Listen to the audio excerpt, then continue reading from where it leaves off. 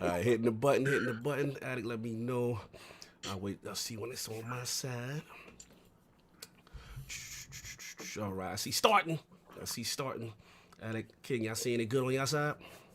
Oh, I didn't even get in there yet. I've been All too. right. Oh, yeah, you so hype. Yeah, man. Well, look, it looks live, y'all. Okay. All right, and we are live. Welcome to the Iron Lords Podcast and the lordsofgaming.net, episode number 143. It's another glorious Sunday. We're back at the round table at the Lord's Day. I'm very excited about our special guest, and we've got 80s retro discussion, PS5 faster than Xbox Series X, PhilSpencer in Japan, and Nintendo refunds to discuss. So we're going to get right into it. I want to introduce a Lord whose content is not only a beacon of positivity on the YouTube platform, but whose passion for the days of our youth resonates in every detailed video and every nostalgic sound he reproduces. Introducing the creator and host of the Michael Mercy YouTube channel, Toy Guys Talking Podcast, and the Lord of all 80s nostalgia, the G.I. Joe and Transformers King, and also the leader of the Nerd Mistake movement. Live from Canada and kind enough to make his debut into the realm of the Lords, my man, Lord Michael Mercy. How you doing, sir? Wow, what an intro. Thank you so much. Holy smokes, you forgot World Heavyweight Yoga Champion. Let's go!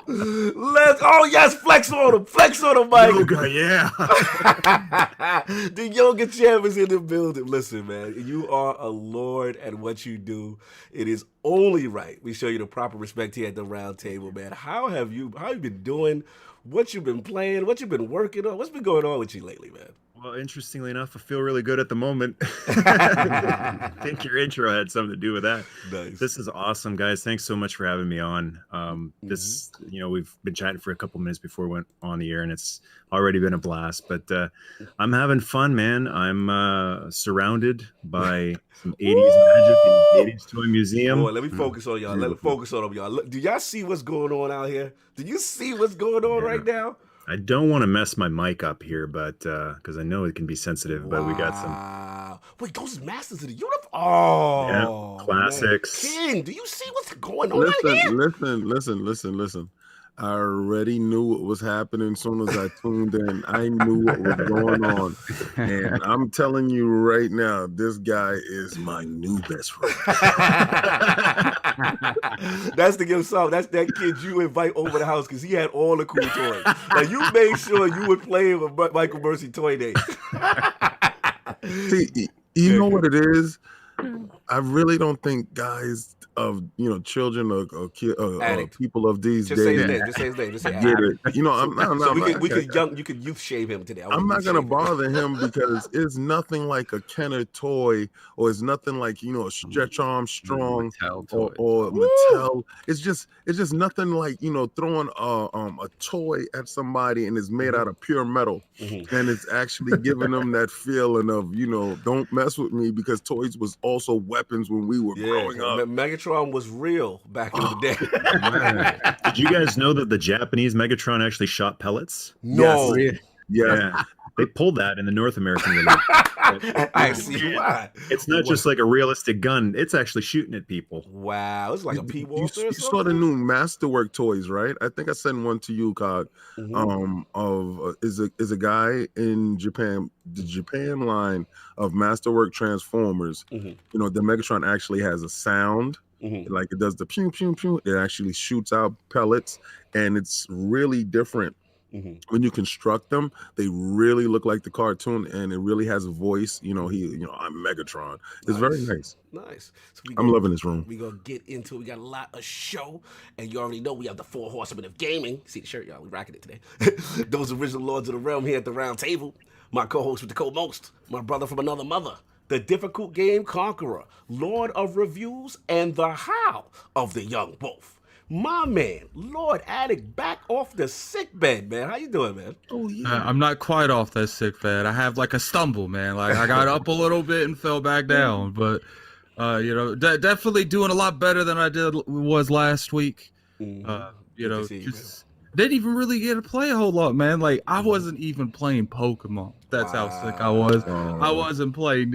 What's funny is me and LordCognito got on Destiny the other day, and he's like, I'm only like level 25 or 26 on season. He's like, man, you're low. I was like, I had the flu. Like, I was like, yeah, I know he ain't been playing. If I'm not how much higher than him, now I'm like, he hasn't been playing. But other than that, just trying to get on the road to recovery. People missed you, man. We missed you, man. Look, man, I don't know what I didn't exist last weekend. All right, like I came back from the Shadow Realm. We came back from the Shadow Realm. Nah, I almost everyone could get it. Like my boss coming at me for missing work, you could get it. You could get it. The dollar store cashier could get it. I didn't care at that point. Like, I feel it. So we glad you're back, man. Real quick, I got to shout out to my brother, Double Barrel Gang, Mr. Boomstick XL. He said, did someone say G.I. Joe and Transformers? Those are my two favorite toys in the 80s and own basically everything. That's why we got the man with us. You see what's going on right there? We got the man. Boy, oh boy. Mercy's going to break it down for us, yo. It's crazy. It's crazy today. So that's what's up, man. But good that Addict is back. We're going to keep it going. And of course, we have our most technical gaming lord, the solo gamer who lives for the single-player selfish experience, and also the Sostradamus, Mr. Offline Profile Illuminati and Lord Patron of the Iron Bank, my man, Lord Sovereign. How you doing, sir? Doing good, man. What's going on? Good afternoon, gentlemen. Good afternoon. Good afternoon. Good afternoon. How you been, sir? Pretty good, despite not sleeping much, you know. I've been on that little bit of sleep. Yeah, working on that 10-hour energy that I just drank. He got 10 hour. He said 10 hour. That's the new one. That's the new one. 10 hour. Special brew. Man, what have I told you about Gosling 2 of those at once? So it doesn't work like that. It's a bad situation. We'll find out by the end of the show how bad it is. Yes, please. Shout out to Neo Mental in the chat. We got some 80s babies in there. That's what's up. Luke, Lordy, and Seppin go bad big games. All right, I see you, man. PAX East boys in the house. All right, you know we're gonna be there. Man, it's gonna be fun. It's gonna be fun. You already know. So any gaming solve when you get a chance to play anything? Actually, nothing until this morning, and I finally find Addict to be happy about this. I finally ran credits on Control. Actually, they're running right now as we speak. That's why you. Why would I be happy you beat that? I'm done with it. I'm in the club with you. Look, if there's any game, every game but the game that he's supposed to be finishing. Look, if there's a game, fraud alert. Put the fraud alerts. Put the fraud alerts in the chat, y'all. So we got to pressure him into finishing this game with King. Yes, we will. I finished Control. Next up on the single player front is Star Wars. Okay, get up on that. Y'all be happy with me. Y'all be happy with my time. This is my question now. What's up? How? Please say somebody on this panel got into Plague Tale this week. Please, I did somebody. Not. I did not. King, no. King should have been in Game Pass. When I talk, I will talk to you about it. I think I played like 5 hours of Plague Tale. Oh, okay. Yeah, but Attic was in I kind of dropped it. So wow. So Sav, I mean, you want to hold off on it? Or you got a lot to say about it? You want to hold off till we get to it? Plague Tale? Yeah. I don't know. Like I said, I want to see because I think I said it when I was talking about the game before. I don't think it's a you guys game, but it's a Game Pass game. So now it's a you guys Game Pass game now. I hate when he does honestly that. Do think that like he's all highbrow on you. You guys game. I honestly think it is a game that if Microsoft's still considering buying studios, their studios should be looked at. Yeah, they really should. Yeah, absolutely. No doubt. All right. And of course we have the Incredible Hulk of this, aka the Excess Gamer. Ooh. The Lord of Combat Sports. King of the statues, who demands nothing less than that premium experience. It is the leader of the Fraud Alert movement. Ooh. Beloved Lord King, how you doing, sir? I'm doing incredible. Listen, Combat Talk, real quick. We had some fights yesterday that I was really excited about because the week before we had J-Rock get rocked by Banana Pulse.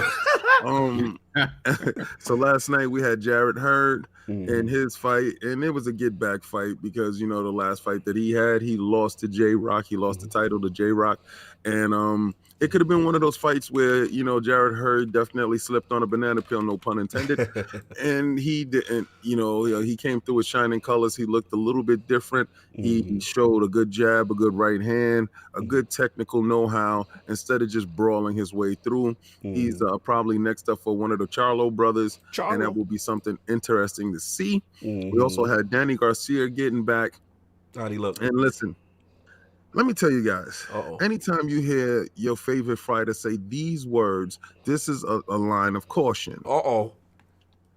I fell in love again with the sport. Oh, yeah. You right. Yo, that's real talk. You are right about yes, Mike. Mike, love mercy though. Yeah, you put up the money side. Yes. When you Fell in love with money. Exactly.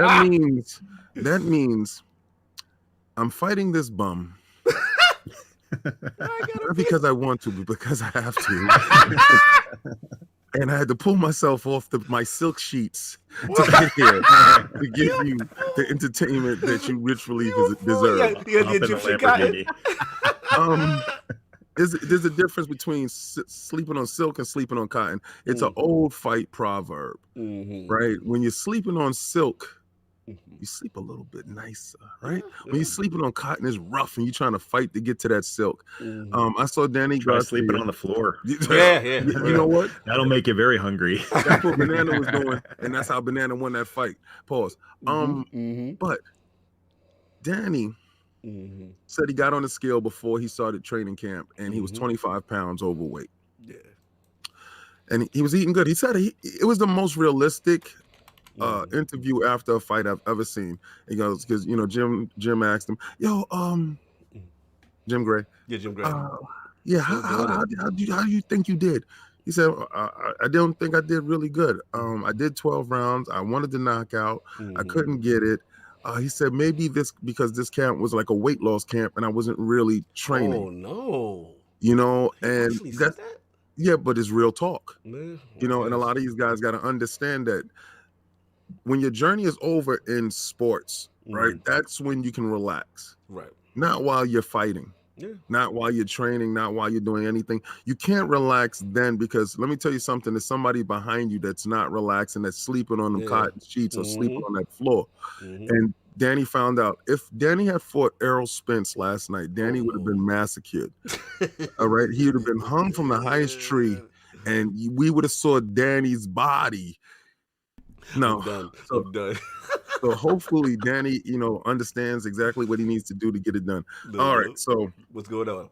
All for that combat talk stuff. I know a lot of your guys is cringing. Oh, shout out to Cyborg. She did her thing. Shout out to Curtis, to Mr. Blades, did his thing last night.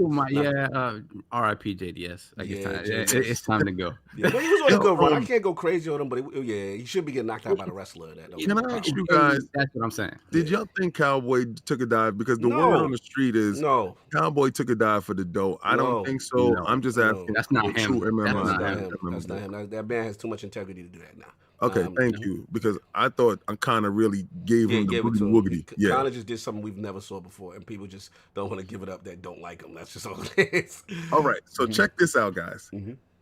All right, so I'm in Game Pass, right? Now, anybody that's trying to shame me for investing in Game Pass, I'm not buying no games. Sorry, I know. I don't care how you feel about it. I don't care if you cry, you scream. King, you're not a true gamer. I was gaming on controllers when it was one joystick and a button. Talk about it. One what button. you need to do is just fall back. Don't even try. I'm certified. I'm an OG. All right, I'm an OG. You are my junior. My son, I am your father. Talk about it, Darth. What y'all have to understand is Michael Mercy doing a voice, he doing it. Yeah, exactly. I was playing Pong before there were buttons on controllers. Talk about it. Must crush the rebels. But you guys really don't get it. The level of value that's inside Game Pass is nuts, because I can do something stupid like 1 month pay $500 for a bunch of games that came out that I'm only going to get a chance to play one, and by the time I get around to play some game, it's like $9.99 someplace in GameStop, right? No, but see what Game Pass did for me, because I played this game called Children of Morta. If you have not played this game, and if you are one, it's actually a really fun game. It is addict. I wanted to talk to you about it so bad, because if you like them 16-bit games, nice. the game is how a 16-bit retro game's supposed to feel in this day and age. It talks to you the whole way through. Nice. Oh, Philly Eagles agree with you. You said Children of Mortar is number 2 of 2019. Mocha Smiley said, King, I've been loving your tweets lately. The chat is about you right now, King. They love this Game Pass. So much. I've been trying to slay these dudes in these streets because it's a lot of false narratives going on because they like to tell you that Game Pass doesn't have any value. And like Sovereign said, Plague Tale is there. I downloaded Plague Tales. I downloaded this game called Invisible that I'm going to get. Indivisible. Yeah. Yeah. Oh. And it was another game there that I'm going to dive into. Yeah. But is the fact that there's so much value that I even went out and I'm not gonna front. I got my little Negro bucks. Oh my God. And I went out. I mean, listen, I'm sorry, but that's the only time I'm gonna spend money is when I get my little Negro reward bucks. Ridiculous. And I went out and I brought Star Wars. Which one, Jedi? Yeah, the Jedi: The Fallen Order. Yeah, because that most likely probably won't go into Game Pass, maybe because of EA Access or whatever. Oh no, it won't because of EA Access. Yeah, absolutely. Right, but I have EA Access as well. But I doubted it reached there because I was playing Battlefront and I was on my Star Wars because this Jedi movie was, oh my God, right? So I'm just like so Star Wars out right now. I'm reading these Vader books. Like I was talking to our illustrious guest today, and I'm telling you right now. That game is going to probably be game of the year when I'm finished with it because I started it up and it gave me the feeling of the Force Unleashed. Nice. And which is my you ain't seen nothing yet. Let me tell you something. Addict been playing that game and he was just like, look, he's like, Cog, this is it. He's like, this is the people are telling me like this is arguably the best Star Wars game ever made. Like I got a question. Go for it. Yeah. How does it compare to Super Empire Strikes Back for Super Nintendo? That's the era I'm from. I know we're gonna get to your era. We're gonna get to it. See, this is where I had put Force Unleashed so high because those Super NES games captured the whole feel of Star Wars for me. But then when I got to the Force Unleashed, what it did was it changed. You know, Knights of the Old Republic was probably the top for us at that time until Force Unleashed came out. My issue is I got problem playing games that are older than me. Well, you know, that's why you're here to get educated by Lord Mercy. We're going to educate you today. One of the things I learned milk in peace. One of the things I learned early in life was that music made before I was born is awesome, and that needs to go somewhere too. That opened my doors, Zeppelin, Skinner. Oh boy. And so that opened my eyes to, hey, maybe everything or a lot of things before I was born, things that were written or you know, movies. So yeah, that don't ever let that disqualify. Talk to the young boy. Well, you know what he just did when you said that stuff? His little ears turned off. Like both his little ears just closed up. The holes. Are you saying that I have small ears? No, you have big ears. The holes inside is small. Oh my God! Moving along, we ain't got much time. Lord Mercy, no, but I've definitely played a whole bunch of stuff, and I definitely got into my destiny. So no doubt. You know. And of course, we have the gaming ninja himself, the Shinobi, who actually picked up Shinobi this week on Nintendo eShop. Woo! LordCognito, spreading that realness in the realm of the ILP. Not telling you what you want to hear, but what you need to hear. Oh, shout out to JD Gaming with the $2 super chat. Have y'all heard the rumors of a new KOTOR? Have you heard that song? Yes, I did. Oh, I didn't even know about it. Wow, that's amazing. It's looking pretty pretty good too. Looking pretty good? I would say it's looking pretty good. Yeah, man. Because Disney actually they reversed that where Revan is actually canon now, so he was the main character. Oh wow, that's what's up. Yeah, they really like him too. Yeah, man. For me, it's just been like I said. I dusted off the old Shinobi. They brought Sega agents. Shout out to those dudes. They've been doing a good job with the ports over on Nintendo Switch. So I gotta have Shinobi on every platform, every system. I even got the arcade cabinet, King knows, back in the crib in the Bronx. You know what I'm saying? The original. Where I wasted all my quarters. You know what I'm saying? So shout out to that. Shout out to the Real Taj online. We had some good Sega discussions. We were talking about Streets of Rage and remember what's this guy's name? The composer, the sound composer for Streets of Rage, Yuzo. Yuzo Koshiro. Yeah. Yo, I learned a lot about him, man. I learned a lot about him, and I know, Lord Michael Mercy, you have a great video on Streets of Rage. You've done some let's plays. We'll get Two into of that. them. Yes, Playthroughs for part 1 and 2. Yeah, yes. Oh, yeah. one of And my favorite games ever. bro, it's crazy how well the music stands up. Yes. The music, especially in part 1. What? Especially in 1. I just had this argument with someone because I say, yo, low key, even though Streets of Rage 2 is the better game, 1 has the better music, in my opinion. So here's the. Yeah, I feel the same way. And then when I played 3, I was like, "Ooh, what is this?" Yeah. A couple of months ago, someone told me you got to check out this fan made thing called Streets of Rage Remake, and that's the masterpiece because they took the gameplay of 2 and 3, and they took the music of all 3 of them, but of 1, the orchestra remastered live versions of part 1. Yes. You're on the boat, but with the graphics of part 2, with the orchestra version of that. Let's go. Like, oh, yeah. Let's go. Listen, man. Yo, I'm actually super hyped. I want to shout out to these guys, Dotemo, who's actually responsible for the Streets of Rage 4 that's gonna come out, who Sega has given the green light to, who they actually saw. I just found out they got Yuzo Koshiro and all the old guys that did the music involved with the project. So yeah, we're gonna speak to those guys. Yeah, we're gonna speak to those guys. We're gonna get them on. It's gonna be lit, man. I can't wait. Stitch, you're gonna stop that. Put bushes in the chat just because I said it's on the Switch. You're gonna stop that, Stitch. I see you put bushes. It's on all platforms. It's on PlayStation. It's on Xbox. So you can throw those bushes away. But yeah, that's what I've been doing. You know what I'm saying? But anyway, we got a lot of show going on, man. A lot of show going on. So now that we've gotten to what the Lords have been playing, I want to start off with Lord Michael Mercy. His video game system history, his passion for all 80s retro, and of course the journey will lead him to the amazing Michael Mercy YouTube channel. So let's start from the beginning.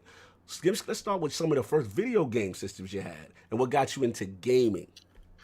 Well, one of the first games I ever played, like at the arcade, I didn't get to go to the arcade much, right? As a little kid, it's, parents were worried, don't go in there, you'll get into some kind of trouble. But we had like donut shops and stuff that had the table. Anyone remember the table video games? Yes. When you sit down with the glass top. The glass top and you're looking down on it. Pac-Man, yeah, Pac-Man. So that's my first gaming experience was Pac-Man, Donkey Kong, that stuff. And then we had like at one point Pong. So it wasn't like swap different cartridges in there and play.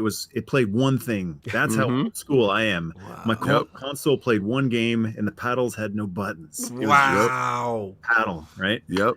So then after that, it was Atari 2600. 26. And that was red button. That was the one button.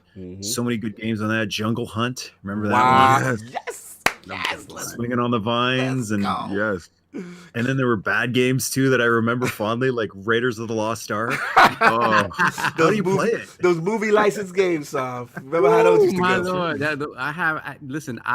the bulk of my Atari 2600 library was gotten after they went under, and they were like 50 cents a pop. And I got like 100 games in one shot.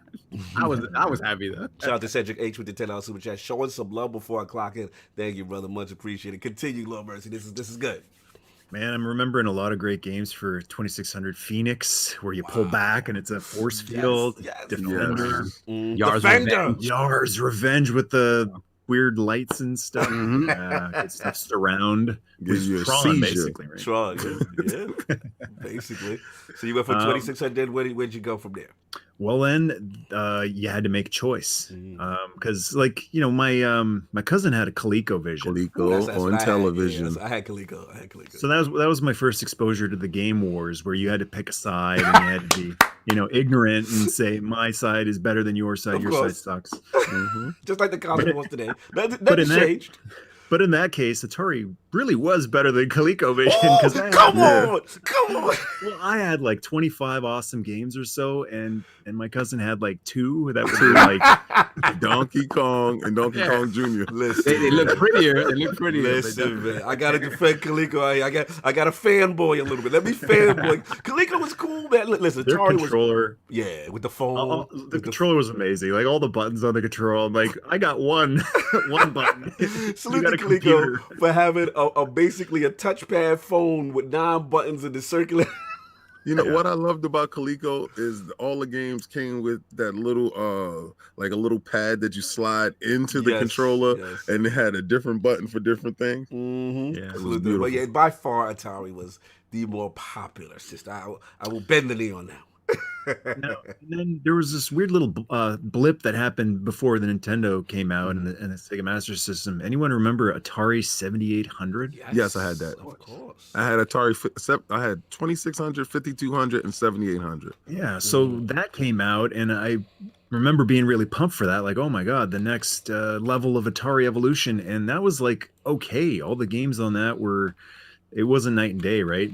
I thought they would be arcade level, but then it came time to make a decision between NES and Sega Master System, and that's where like the Game Wars was really, people were drawing a line in the sand, and they're fist fights at school. Wait, it was getting busy in Canada like that. It was going down. Well, not really. But you're selling the story good though. Share your donuts, No. But we went with NES, and I think in the long run it was the right call because again, kind of like with Atari and Coleco, Master System, great system, but titles, it's just the titles were there in NES, exclusive. And I could talk with you 10 hours about NES. Oh man, the NES days. Hold on, what's Legend of Zelda, Link to the Past. Woo! All the Metal Gear. Oh, Kojima, early Kojima. Let's go. Metal Gear. Yeah, and he was coherent. Stop it. Before he fell off the wagon. Stop it. It's true. It went from tactical espionage action to existential. Yeah. What? Yes. What? The lolly lalu is when he fell off the wagon. Illuminati. Yes. Yes. I didn't. It was just a bad acid trip. Man! Shout out to Snaldo with the final super chat. Attic, you need to get on Temtem. It's a Pokemon on PC. What's the new Pokemon should have been? P.S. Stitch, and I love Stitch and his Switch slander. So Attic, do you know that's actually pretty funny because I've been watching 10 streams and debating if I want to pull that trigger or not because. I actually see like Ninja was playing that game. But Petey's telling that's the Pokemon. Well, the like a month ago, the person who's doing all the distributing all the codes and stuff, he hit me up, and I was just like, at this time I was playing Pokemon, and I was like, why would I play a generic Pokemon? No, thank you. Everybody's talking about it. After it comes out, I'm like, maybe I should have actually looked into this. Look into it, man. Shout out to JD Gamer 2 out of Super Chat. Vectrex and Odyssey. Remember Odyssey? Oh my God, God, the Vectrex. real classic. Yo, salute JD. I remember Odyssey. Yo, JD, that Vectrex, I think that was my prize. I remember who I got it from too, because I made a super trade, and I made my trade and I got it, and the cartridges went in inside. And I used to go plug it inside the wall in the house, and it had the extension cord, and I would run it outside in the hallway, and I would sit out with my friends playing it because that was the only self-contained video game system. And I was the belle of the ball. You was the kid on the block. You know what I'm saying? That one it put me over the top. That one, the Vectrex, put me over the top. Oh, the chapter come. They're loving this old school retro talk. Pixel Bit G, yo lords, I need to get y'all on, I think it's Slime Rancher. Get you up on that Slime Rancher. Yes. My son got that for his birthday. Mhm. This is one of the pissed off days that I had. My son has Game Pass, and he made me go to GameStop with him for his birthday because you can't say no to a kid on his birthday. Of course. And we spent $100 in real life cash out of my pocket to buy games that I know will be on Game Pass at some point in time. It started on Game Pass, Lime Ranch. Yes, yeah, but he just got his Game Pass. I think it's out of there. No, that was Smitty Smith, $5 super chat. Legend of Zelda with the gold cartridge, Michael Mercy. Yes. Oh Lord, was that Detroit? Let's talk about it. That was a game changer in the first few months of the game. Remember when that thing came out? The NES was new. Yes. All the games and cartridges are new, and then all of a sudden you got a chrome gold cartridge. That's the type of stuff you pull 7 years down the road. Gold ones. Yeah, it was. Yeah, I actually have one of those. I have the Majora's Mask one, and I have the NES one. Yeah, it was something about, like you said, Michael Mercy, it's like you had that gold cartridge, and then what was kind of unique, I think at the time, call me if I'm right. It had a battery inside, right? Yeah, so I was about to say, Yeah, you could save games. It was the first game that I remember that you can save your save state at that time. That was a big deal for its time. That was huge. That was huge. Yeah, but oh man, Until that we used to battery leave our dies. stuff on. Remember, we used to leave. yeah, that was the trick. And you act like you wasn't playing the game. You just turn the screen on, but you leave the system running. You used to leave it on and tell your mother, "Don't touch it. Don't touch it." How about mom calling, dinner's ready, come and eat. There's no pause. Yes. Leaving it on for days at a time. See, you got You know what's funny? When I first got Final Fantasy VIII on the PS1, I didn't have a memory card. I remember I got to the. It was mad far into that. And it was back in the day, like if you put a memory card in and if it didn't start with it in it, it wasn't ever gonna register. Yeah, because remember didn't that. you have to like format it or something like that? Well, Like, it's not that. It's just if you didn't start with the memory card in the didn't console, recognize it didn't recognize it. So I had to start that whole game over again. God, you don't remember when I brought my PlayStation, the first one, and the Japanese import? Remember, because it came out months before, and he was selling the memory cards. I think it was like $500. Yeah, we was like, oh, we don't need that. We don't need Remember a that? memory card. Yo, I couldn't turn my game off. That's what made Xbox so memorable. The original Xbox, Because it had a hard drive built in, into that it was already. revolutionary at the time. Yo, shout out to 108 Dragon TV, the block bro in the building. What's good? Hey, Cog, I feel like Verizon. Can you hear me now? And King David, you stopping me from getting my Steven Spielberg on. Facts. Great show, brothers. I know 108. We've been playing phone tag. I got you, bro. I got you. We will definitely get that going. But we got to continue with Lord Michael Mercy, going through the history. We got to the NES. Now, up until that point, did you keep going, or where was your game history after that point? Well, after a couple of years of NES, it was time to upgrade to either Super Nintendo or Genesis. So history keeps repeating. I mean, once you get a little long in the tooth, you get a couple of gray whiskers. All this stuff that people get so worked up every single year, you become kind of like grandpa back there going, seen it 50 times. It's not as intense, and it doesn't get your heart racing as much the 50th time you see it. So Super Nintendo or Genesis, I went with Genesis. What? You jump shit. Hold on. We're not gonna gloss over this. Okay. This is real fanboy war console stuff going on here. I've never had a. So I wasn't brand loyal. I was quality loyal. I was substance loyal. All right, but we got to back. Go ahead, tell me. When I saw Sonic and Streets of Rage, decision made. Now Sonic in the long run didn't end up being better. You was a prisoner of the moment. Just own it. You was a prisoner of the moment. But good brother, I have played Streets of Rage like within the last 2 weeks, and I probably play it every 2 weeks since it came out. I play it on the computer on a cartridge. What? I play it on the computer emulator. I play it on my little PlayStation portable, emulator. You can play that game. I got it on my phone. It's got no buttons. I don't know how to play it. You're supposed to tilt your phone to walk and stuff. Genesis was amazing, man. There's another great game for Genesis called Warsong, which no one remembers, but it was an Yes. incredible like battle strategy game. It had everything. Yeah. It had run and jump, it had fight, and it also had think. You know, like RPGs and strategy stuff like that. But after a couple of years, I could not deny the awesomeness of Super Nintendo. So I got one of those too. So My you got brother and I both, got a yeah. Super Nintendo. And that's what I don't get about these video game wars. And I know not everyone can have both. But sometimes if you work just hard nailed it. enough and you save enough and you don't, drink or do some of the other things that just kind of burn through your money. Nah, in my Can't have personal, an entire generation, there's no reason why someone can't get both. No, I agree. There- I there's think Especially today. I mean, it was. I feel like different if you back don't then. have both, you're just not trying to have both at that point. Well, I But mean, see, financially back then it's different. It's a different ball. Well, no, I'm Wasn't it like a talking about present 700 time. It was like a $700 system back then. Like it was a paycheck, like it was. He's a full talking paycheck. about present time, like why you don't have both. If But why today, yeah. Like if I hop onto here in Canada, we call it Kijiji. It's you buy secondhand stuff. It's like Craigslist. Okay. So I had a PS3 that died, and that sucked because I had like 10 great games for it. I wanted to play my Ghostbusters again. I wanted to play Metal Gear Solid 4 again, and it died. And it was like my second PS3 that died. The Blu-ray thing burned on it. Awesome. I jumped on Kijiji and I found one secondhand used for $100. That's Canadian. That's like, what is it? 35 cents US. So,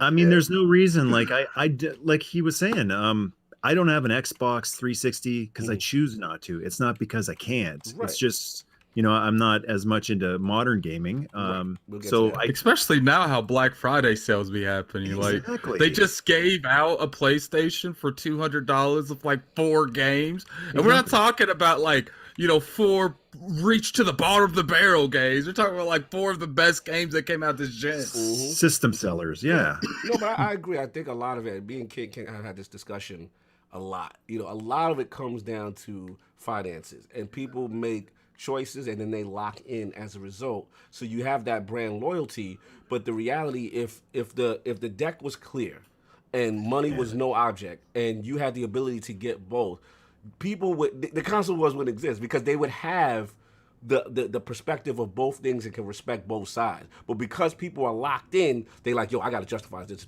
choice. I gotta make a and then you get the cult mentality, of my way is the best way, and then you start to get the hive mind, and if you don't go with us, then you must be ostracized. Yep, you know how it goes.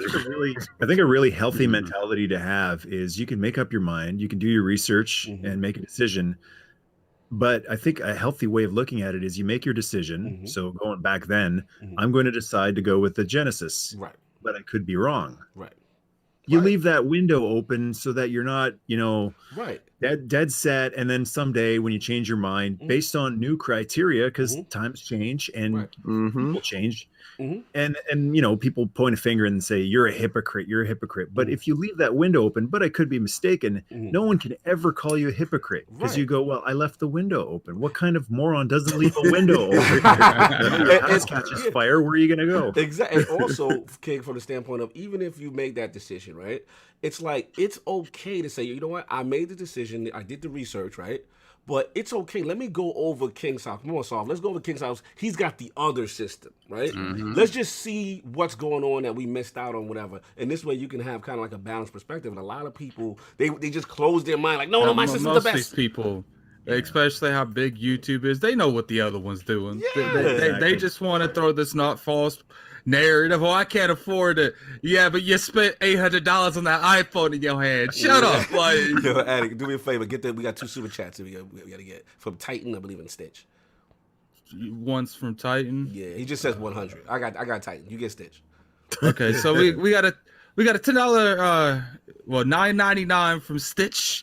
I wish I knew about memory cards when I was younger. I finished Resident Evil 1 and Metal Gear Solid in a single session because every time I died, I had to restart. So I memorized the game, The Struggle. Man, Yo, I don't even envy that. Wow. Like No, I you can respect have that. Wow. now you respect that, man. If you sat there and you did that Resident Evil in one shot, homie. Listen, I'm playing Resident Evil 2 right now. I didn't even tell you what I was playing this week with that. I was playing that Resident Evil 2 right now. Boom, I'm mad at you. But I'm playing that Resident Evil 2 and I'm so pissed off because I cleared off everything, right? And I did this one thing and then my house started filling up with zombies again and my bullets is low. So that this Resident Evil right here forces you to, I couldn't even think about not having no memory saves on this. Are you crazy? I think if you finish Resident Evil 1 in one shot, you might as well play 2 because you're not getting any sleep that night. No doubt, man. It's a tremendous game history. I love the choices, everything. Now, I know, like you said, when it came to modern gaming, you kind of slowed down because if you want to share it, because was it the motion sickness of the 3D games? Like, yeah, man. Yeah. I don't know why I can't handle it. I was right there with everybody, neck and neck, Contra and all that stuff, man. Final Fight, Streets of Rage. And then PS1 came out and that was another game changer. It was, literally next level stuff. Like they were doing stuff on PS1 that no console before it could dream of doing. No, you gotta get that coffee, man. Get that freshman. That's right. Get that refresh. So I started to play those person shooters and stuff, and I'm like, kind of affected you. Everyone's having fun, and I'm like, oh, I need to go to the bathroom. Hang on. And then I come back, and I'm like, the room is spinning, and I'm like, wow. But I want to have fun, right? This stuff is amazing, and like despite how I'm feeling, I'm realizing, oh, this is great, and I'm like, oh my God, I gotta lay down, and I'm a kid, right? I'm like, why am I feeling like this? Wow. So I don't know why, but I can handle it in small doses. And depending on the game, maybe it has something to do with frame rate and stuff. Because Mad Max, I played that thing all the way through, and it was pretty good with that. Like I did, Have you played VR at all? No, I haven't checked that out. Do not try VR. I wouldn't throw him in VR. Listen. The hell with what they're saying. You still want Michael Mercy to die. Damn it to hell. Damn it to hell, jump all the way in. Listen. What it is, you want to get that stuff on eBay after you pass away. Listen, just get the top shelf one, get the vibe, right? And just sit there and immerse yourself. Listen, and just have a bucket. If you're going to chuck it, have a bucket. Great. You know what? Just always have the bucket to chuck it, man. Here's an idea for a VR game. So you put the thing on, you're sitting in a room, there's a bucket beside you. There you go. And you grab the bucket. And so in real life, you have a bucket too. So it's kind of like, you never forget the buckets there. Fantasy imitating reality. Oh my God. Too funny. Yes. So yeah, there's some PS1 games that I can play, like Metal Gear Solid. I didn't have any problem because that's like a traditional over the head type of game, and that's one of the greatest games of all time. I put that right up there. Streets of Rage. That was like, this is a movie. I'm getting to play a movie. Like what is this? And in other games, like in computer games, which we haven't talked about either, there'd be like cutscenes, and sometimes you could feel like, yawn, I want to play a game, I don't want to watch a game. But when it came to Metal Gear Solid, I was like, I got to get over with this, let's get this over with, this shooting and jumping. So you get back to I want to watch the story. The movie. Kojima was in his bag, man. Definitely cinematic storytelling. He definitely changed the game. We can't take that away from him. In his early stages, what he was doing with Konami and those Metal Gear games was tremendous, man. Then he made Death Stranding. Oh my God. No, you know what it is? I think PlayStation allowed a different level of expression that developers weren't able to achieve prior to the PlayStation coming out. I think Konami made this dude go on regular checkups. Well, no, I mean he formulated a lot of us older gamers history. Because if you're listening to him say it, because this is like the third time he spoke about Metal Gear, and it must have impacted him in such a way that Kojima was able to go if not full Kojima, he went partial Kojima in I can't Metal believe Gear. you're referring to those dudes, man. And Don't ever go full Kojima. Don't go full Kojima. yeah, well, he went full Kojima with Death Stranding, from what I hear. Mhm. So I don't know, but let's Would keep you call- going. Let's keep going. Would you call Metal Gear Solid 5 full Kojima? Yeah, Yeah, I think. Well, Half Kojima. that's how, I think for me was, what was it? The Sons of the Patriots is when he started to lead into his philosophical Illuminati bag, and I was just like, ugh. Yeah. when there was so many little snakes and they were all different people, it started getting confusing. And then I had to go to YouTube to watch the story over to at the part where I was probably falling asleep mentally to gain some form of traction with him. Right. Because I was trying to follow him, because you're like, man, I can follow him, and then it just got to the point where it's like that room again. I told you, Cog, like, yeah, brother, like everybody is like doing doobies in the room, and there's candles, and it's like, yeah, can you feel the vibe, brother? And I'm like, That's what you're losing me. He was man. full Kojima. He was too loose. He was too loose at that Yeah, he point. was just all the way live. Like, we all got the same face, brother. You know, I'm like, what's going on here? Like, is this is Snake or is he Snake? Who's Snake? I'm done. Yeah, he definitely lost some people at that point. I mean, we can't take away his early contributions, though. Like, he definitely changed the game a lot of ways. Just real quick, Lord Mercy, I wanted to ask you, I know you briefly talked about the arcade. I just want to skip over it. Like, did you have any experience? Like, I know you said that your parents didn't like you to go, but did you have any experience at all going or trying to, get some of that experience?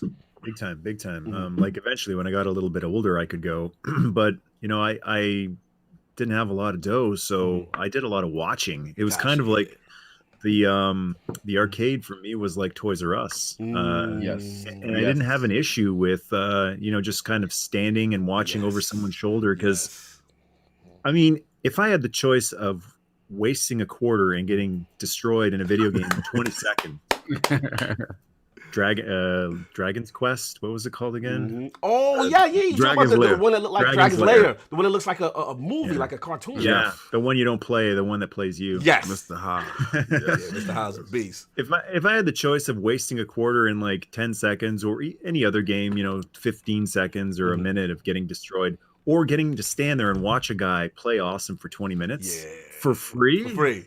Yeah. Or free 99. Yeah, free 99, baby. You know how that goes. For that one.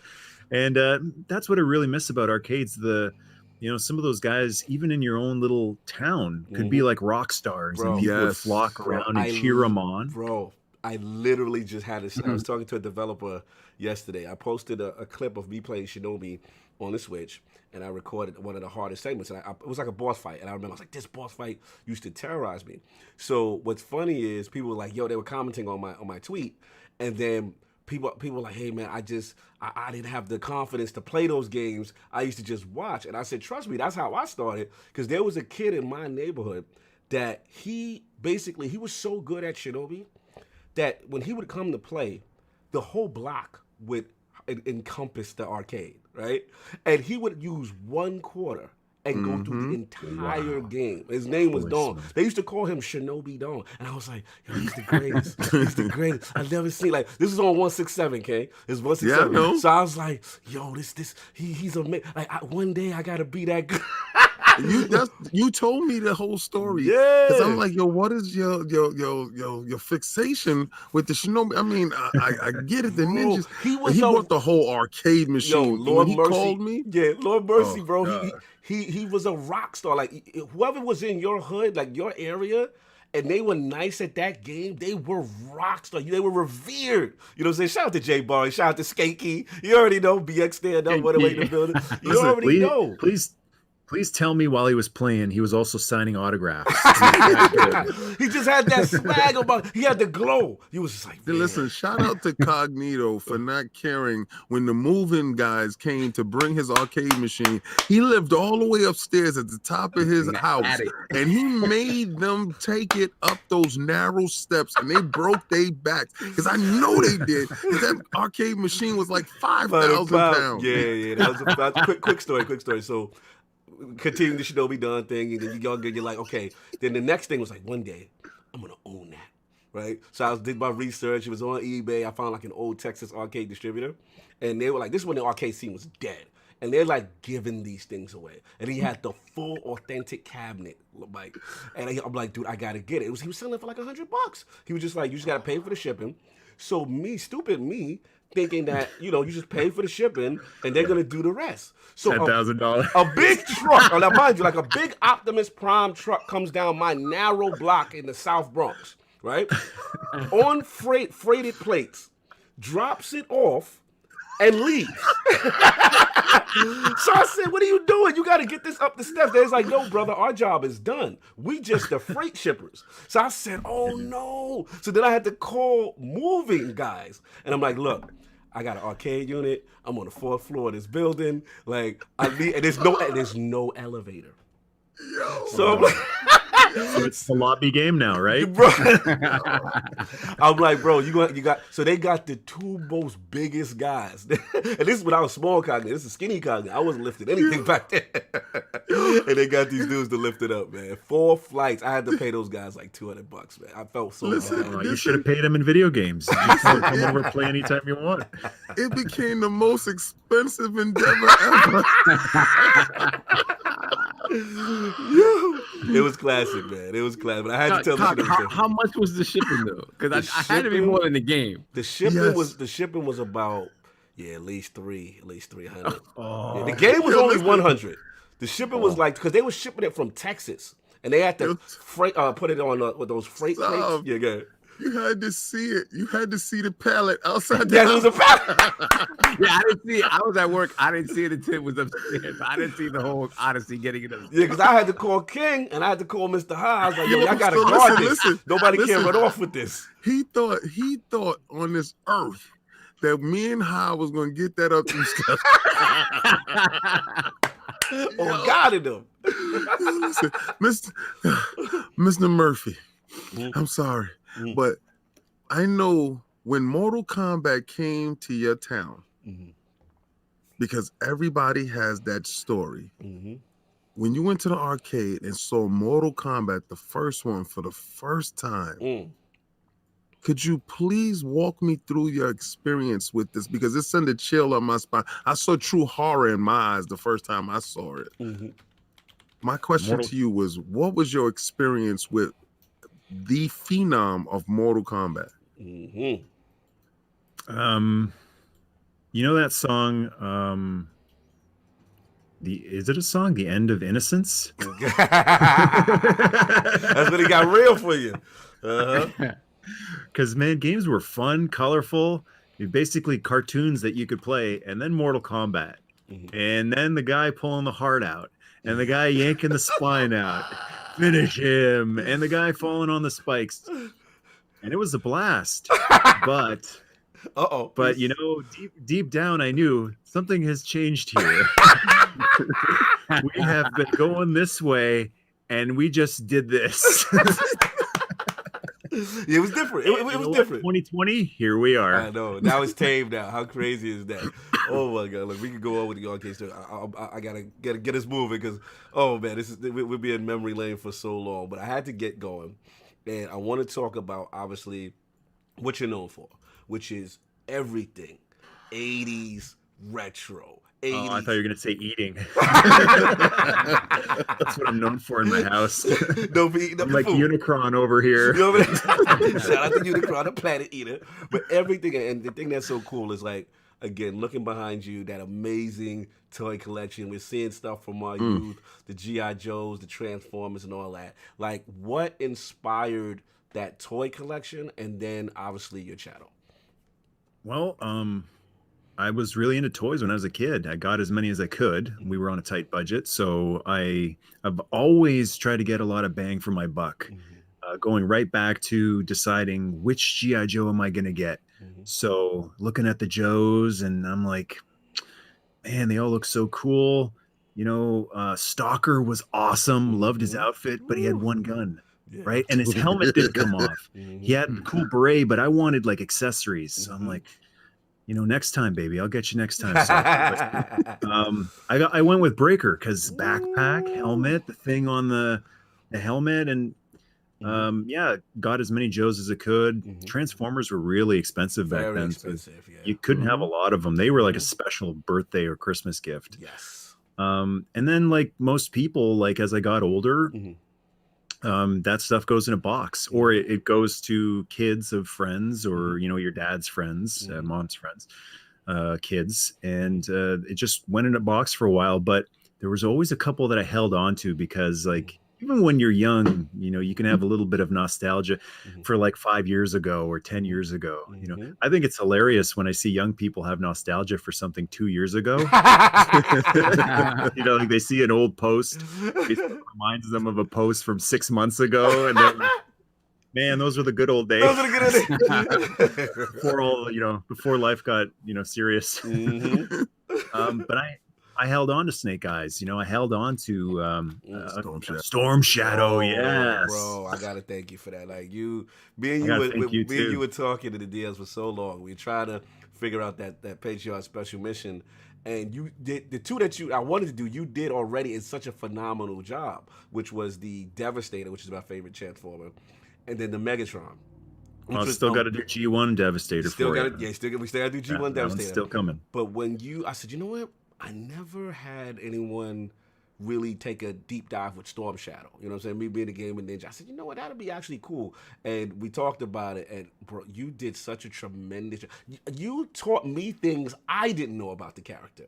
That's how extensive it was. And then again, the little nuances, the sound cues, the sayings that he has, and you know what I mean? Like we are now even. And it was just amazing, bro. Like you killed it. You killed it. And I want to shout you out on that because the care that you do with your video. This is why people don't understand how beloved you are. The care that you take, the intricacy, the time, it is so thought out, and the research done, man. Tremendous job. So when the Iron Lord salute you, we gotta do an official nerd mistake on camera. You know what I'm saying? For my man Lord Michael Mercy on that one. Thank you, brother. That was tremendous. Thank you, guys. I thank you for that request. And I never know how a video is going to turn out when I do it. I liked Storm Shadow a lot before I did that one, but when I was done, I was like, I love Storm Shadow a lot. I learned a lot doing that too, because I dive into the well and I go, let's see how deep it is. Sometimes it's not that deep. Sometimes it's pretty deep, and sometimes it's endless. And when I got to the second Storm Shadow figure, I decided this video isn't the history of Storm Shadow. This is 80s edition history of Storm Shadow. Because there's 90s, there's aughts, they call it aughts, teens. I'm like, this needs to go on and on, because this character, he's got a lot of gas in the tank. Awesome, complex character, both in the comic as well as the cartoon. And the cartoon didn't have that many complex characters. There's good and evil. Yes. And stupid, And then Storm Shadow, this weird character who's on Cobra but has this weird, you know what I'm saying, honor and it's just respect as a villain. It's just such a crazy thing at the time. But it was really cool because it was so unique. But yeah, man. So I had like a few guys here and there that I held on to, but then as the years went on, like I had a shelf. So I had a shelf of He-Man and Transformers and some other stuff. And then one shelf turned to 2, and 2 turned to 3, and then you're like looking at a wall, going, "I think I may have overdone it." And then fast forward to today, and I look around and I go, "There's a little space left here." Now, shout out to Lady Mercy. She actually supports you in your endeavors. Like, how did you get her involved? To like, because again, like me and King spoke earlier, like, sometimes it's hard to get your significant other to participate in your passion. Like, how did you get her locked like that? This is one thing that I always bring up in a lot of my videos. The truth is, I wouldn't be with her if she wasn't like that. It's a fact. I made my choice. That's I made my choice before we got married, and I think everybody needs to do that. And I've heard the stories of people going, my girlfriend, my wife, my husband, whatever, boyfriend, they won't put up with it. They don't get it. They don't like it. They tolerate it. And everyone, I'm always saying, to each his own, to each her own. Do what makes you happy. Do what feels right to you. But tolerance doesn't feel right to me. Like I don't want someone to tolerate what I'm passionate about. Talk about really something really wrong to me about something makes you genuinely happy, and it's not hurting anybody, you know, like it's good stuff. It's inspiring, it's empowering, and it makes you a better person, or want to be a better person, try to be a better person, help people. And there's someone over there going, God, yeah, what a burden I have to put up with your passion for this stuff. I just decided early on, those type of people aren't for me. And that's, I'm talking a relationship, and I'm talking friends. Facts. You know, Facts. someone walks into this room and they go, wow, that's crazy. You really have too much time on your hands. I'm like, well, you can just turn right around and walk out the door, because that's not a friend. I'm so with you. Again, King and I have had this discussion. If you're not on that path that we're on, you know what I'm saying? It's like, I don't have that much time for you, because this is what my journey is. This is my path. I love this stuff. We love gaming. If you're not happy when this gigantic gauntlet shows up at the door, as much as I am, you can leave outside that door, because King, all you gotta do, King, Gauntlet thing. all you gotta do is get him out of there. That's all you gotta do, King. Oh, shout out to Lord Jameson, with the $20 super chat. Love catching the Lords live, even if it's only for a few minutes. Iron Lord salute, my man, Lord Jameson. That's what's up, man. Shout out to FaZe. He's like, yo, who is this guy? I'm like, this is Michael Mercy. I gave him a YouTube channel link so people know. That's what's up, you man. go and you subscribe to his channel. When I came in today, because, you know, we have like a pre-warm up before we start. And, you know, I was already prepped on his stuff. And I have a friend, my brother, Danny. I got a tattoo on my hand. Me and him share the same tattoo. Salute. But I looked and I said, you see, it's a kinship. I get it. And I was like touching through the screen, like, my brother is on the other side, and he's in Canada too. His room is magnificent. It's a thing to behold. That he told you that he made a decision long ago. This is him. Love him how he is, because I mean, I'm sorry, if you lose those parts of yourself, who are you? Who the hell are you? Yep, that's right. That's Facts, right. Man. And my wife, she's not as intensely passionate about G.I. Joe and Transformers, but the important thing is that she enjoys it through me, and it's what I call empathy, right? You can enjoy someone's joy. So just because you know, like if you're into X-Men or Avengers, and the other person isn't, like, you can still be happy around a happy person. And if you're unhappy around a happy person, there might be something wrong with you. Wrong. There might be a lack of empathy. You know, it might be a narcissistic personality disorder. Facts.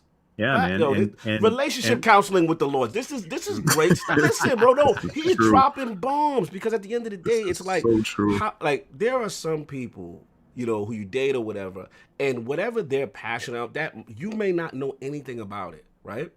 But what Lord Michael Mercy is saying is so true.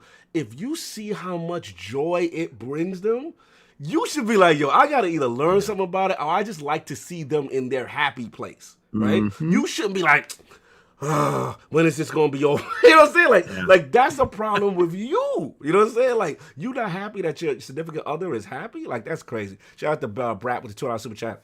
He is dropping knowledge. He is, man. We got to get him some counseling. He had another one, but another one. Oh yeah, Preach King. Yeah, Preach King. Oh yeah. I just want to acknowledge the fact that rap is, you know. And here's where it can go too, because it goes both ways. When I met my wife, she was a huge Star Trek fan. I was like, Trek's okay. I wasn't crazy about it, but because she respects the things that I'm passionate about. It goes both ways. Facts. You give what you get, and you get what you give. So I would sit down and we'd watch Trek together. We went through all of Voyager, and I started to really like Star Trek. Went through all of TNG, and I started to really love Star Trek. And now we together love Star Trek. I didn't love Star Trek. Wow. I love it because of her. That's fire. So that's why we do the Trek stuff on the channel too. And that's where it can go. Like, if someone gives you the respect, you give it back, and everybody wins, because she's learned so much about all the stuff that I'm into, and I've learned so much about all the stuff that she's into. Isn't that what being a human being is about? Yep. It's about enjoying more instead of just crossing your arms and going, no, I'm done. I made up my mind, and this is all that I'll ever need. Yo, they are Like killing life- us. They're calling us the Iron Love Podcast. They said relationship with the Lords. They were like love hour with the Lord. We dropping relationship bombs in here, y'all. That's right. It might be useful someday. It is. That is If you ain't listening now, you're gonna be listening later. Trust me, this podcast is gonna do numbers. You already know, man. Salute, man. This is. But true. I got one more quote I want to share here. Please It's do, please do. you know, I use it all the time. It's by a dude named Albert Hubbard, and when I heard this, light went off in my head because it applied to so much stuff in my life. I've used it for 15 years now, and it's awesome. He said, "Never explain. Your friends don't need it, and your enemies won't believe you anyway." So when our good brother there was explaining about Game Pass and the people not getting it, don't explain. You put your hands up, you put your feet up, and you wait and you watch and you go, let's see if I need to explain, if you get it or if you don't get it. The people who don't get it, they're not your friends. Why bother? Why bother trying to win them over? Because even if it seems like you do, you think in the long run those people have your back the next time there's something that needs an explanation? Real talk. Yo, Lord, what it is. mercy. Lord have mercy. That's what I'm calling you now. Lord have mercy, dropping knowledge today. Oh man, this is fantastic. Real quick question, just two more, then we wrap. But I had to ask you again with the special missions. You have a tremendous Patreon tribe. These tremendous individualized videos that you do for people. Like I call you the cool kid on the block that everybody wanted to play toys with. That's what I call you. You the kid that everyone wanted to Which grow is up with. hilarious because I had barely any toys when I was growing up. I was at other people's houses. Listen, but I could tell you was having fun. I could tell. Oh, yeah. So like, what is the inspiration for you as far as just being so accurate? You know what I'm saying? Like doing that research. Like what gets you into that zone? It just feels like this material deserves it. You know, to use Storm Shadow as an example, when I started doing the research, which, you know, it's such a clinical word for something that was actually really a lot of fun and enjoyable to read about and learn about the character. So we're talking about the writing that Larry Hama put into the comic. He created the character, the history, the personality of him. And then we go to the cartoon, totally different team, but they also looked at him and went, this is a deep, important, special character. This isn't just one of the Deke G.I. Joe guys who are like, come on, Joes, we got to save the day.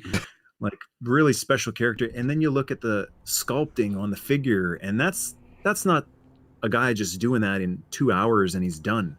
Gonna go have lunch. A lot of effort and artistry went into all of the Storm Shadow figures. I can't look at all of this creativity and respect that went into it and go, I'm gonna bang this out in an hour. No, it deserves more. And I just, you know, I like to, you know, live my life in the you get what you give and you give what you get. It doesn't often work out that way. But in the things that I have power in, that character had a lot of love and a lot of, you know, it was a job for a lot of people, but you can't deny there was a lot of passion that went into it too. Absolutely. People cared. People who created Storm Shadow cared, and people who created Optimus cared. Oh yeah. Shout out to You know, Peanut Color and them dudes. Shout out to all them guys. all those He-Man, He-Man, Lion-O, Woo! Brave Star, Talk they about cared.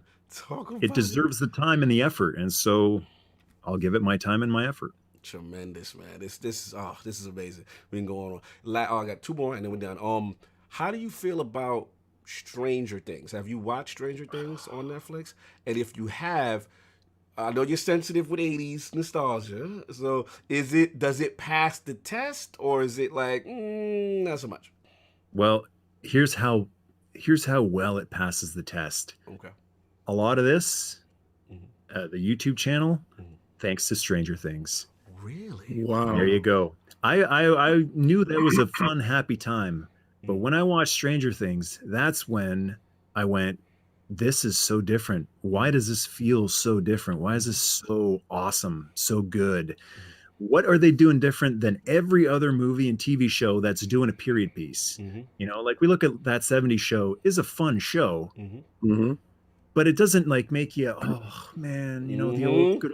It's just a fun show. But Stranger Things, I went, this looks and moves and feels and smells and sounds. Is this lost? Yes. Like, did they make this in the 80s and someone misplaced it? Yes. He left it in the back of his van by accident, and 30 years later they found it. Like, this is too authentic to have been made now. None of the stuff they do today, the little checklists they keep, the corporate checklist, we have to have this type of character, we have to have this type of situation, you know, we need to hit this demographic.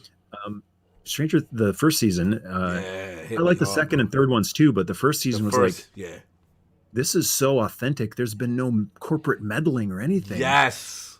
Bro. And I was like, that's what really made me go, I want more, but there is no more. There's nothing today that's like this.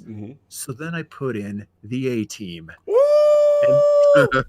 And then, yeah, man. And then I put in MacGyver. Let's and then go. I put in, I put in all those old shows, and I was like, Knight Rider. With that Knight Rider and that Street Hawk. Street Hawk. Street Hawk. I remember the music, y'all. Airwolf. Yeah. Airwolf. All those old shows. Oh my god. Here's one no one remembers, but it's awesome. You got to check it out. Hardcastle and McCormick. Of course. Drive. Right? Wait, educate me, Solve. I don't know this one. Well, this is the thing is in my house, right? There were certain shows that were family shows. You had to watch as a family, right? It wasn't a show that I myself would watch by myself. But then when mom and dad had the TV, Hardcastle and McCormick. Wow. That is one of the best theme songs you'll ever hear from any show. You see what they're doing now with Fantasy Island? They turn it into a horror. Oh yeah. Oh yes. Yeah, I saw that. Yes, and I was like, that's an interesting twist on it. I mean, it would be a horror thing, basically, you know, like Fantasy Island. And then I can't wait to see it, because that used to be one of my greatest shows, Fantasy Island and I Love Lucy. The reason why is because they had Hispanics in prominent roles, right? And being that my grandmother's Puerto Rican, I've never got a chance to see like Hispanic and prominent roles on television. But in these two shows, Ricky Ricardo, he had his own club, the Babalu. The Babalu. And Ricardo Montalban had a whole island. Con! He was like, welcome to Fantasy Island, where all your fantasies can come true. Like, boy, are you serious? Those was my favorite. Shout out to Slow. The chat is loving this 80s talk right now. The chat, shout out to Slow. He said MacGyver could make a bomb out of chewing gum and a paper clip. That's right. Yeah. He did though. Shout out the greatest American hero in the chat. What? That was my favorite. When he couldn't fly, he used to fly crazy. Yo, we can keep it going, man. Oh man, so we got that. Wow, you killing it right now, Lord Mercy. I got a question for you. You guys, anyone here like the A-Team back in the 80s? Of course. Yes, of course. Mr. T, man. All right, so who's seen the new A-Team? Well, not new now, but to me it's new. Yeah, that's the one. Liam Neeson, Rampage Jackson. Yeah. Anyone here like that one? It was okay. It's never gonna make a classic, but. Now everyone to each his own. I love that movie, and I thought like this perfectly captures the spirit of the old show. And not a lot of stuff reboot shows do. Like the new MacGyver show, I tried it, and I was like, I'm not feeling MacGyver here. Magna PI, same thing. I'm like, they changed so much. It's like that Fantasy Island where they change it from what it originally was. Yeah, the essence of it. Fun and lighthearted and wholesome to horror. So I just don't get why so many things get rebooted, and when they reboot, they think the important thing is make sure that you bring the costume back, or not even that. Sometimes it's just the name. It's like literally just call him MacGyver, and who cares if it's like more violent or if it's more cynical. Like that's the great thing about the 80s. It wasn't a cynical time, really.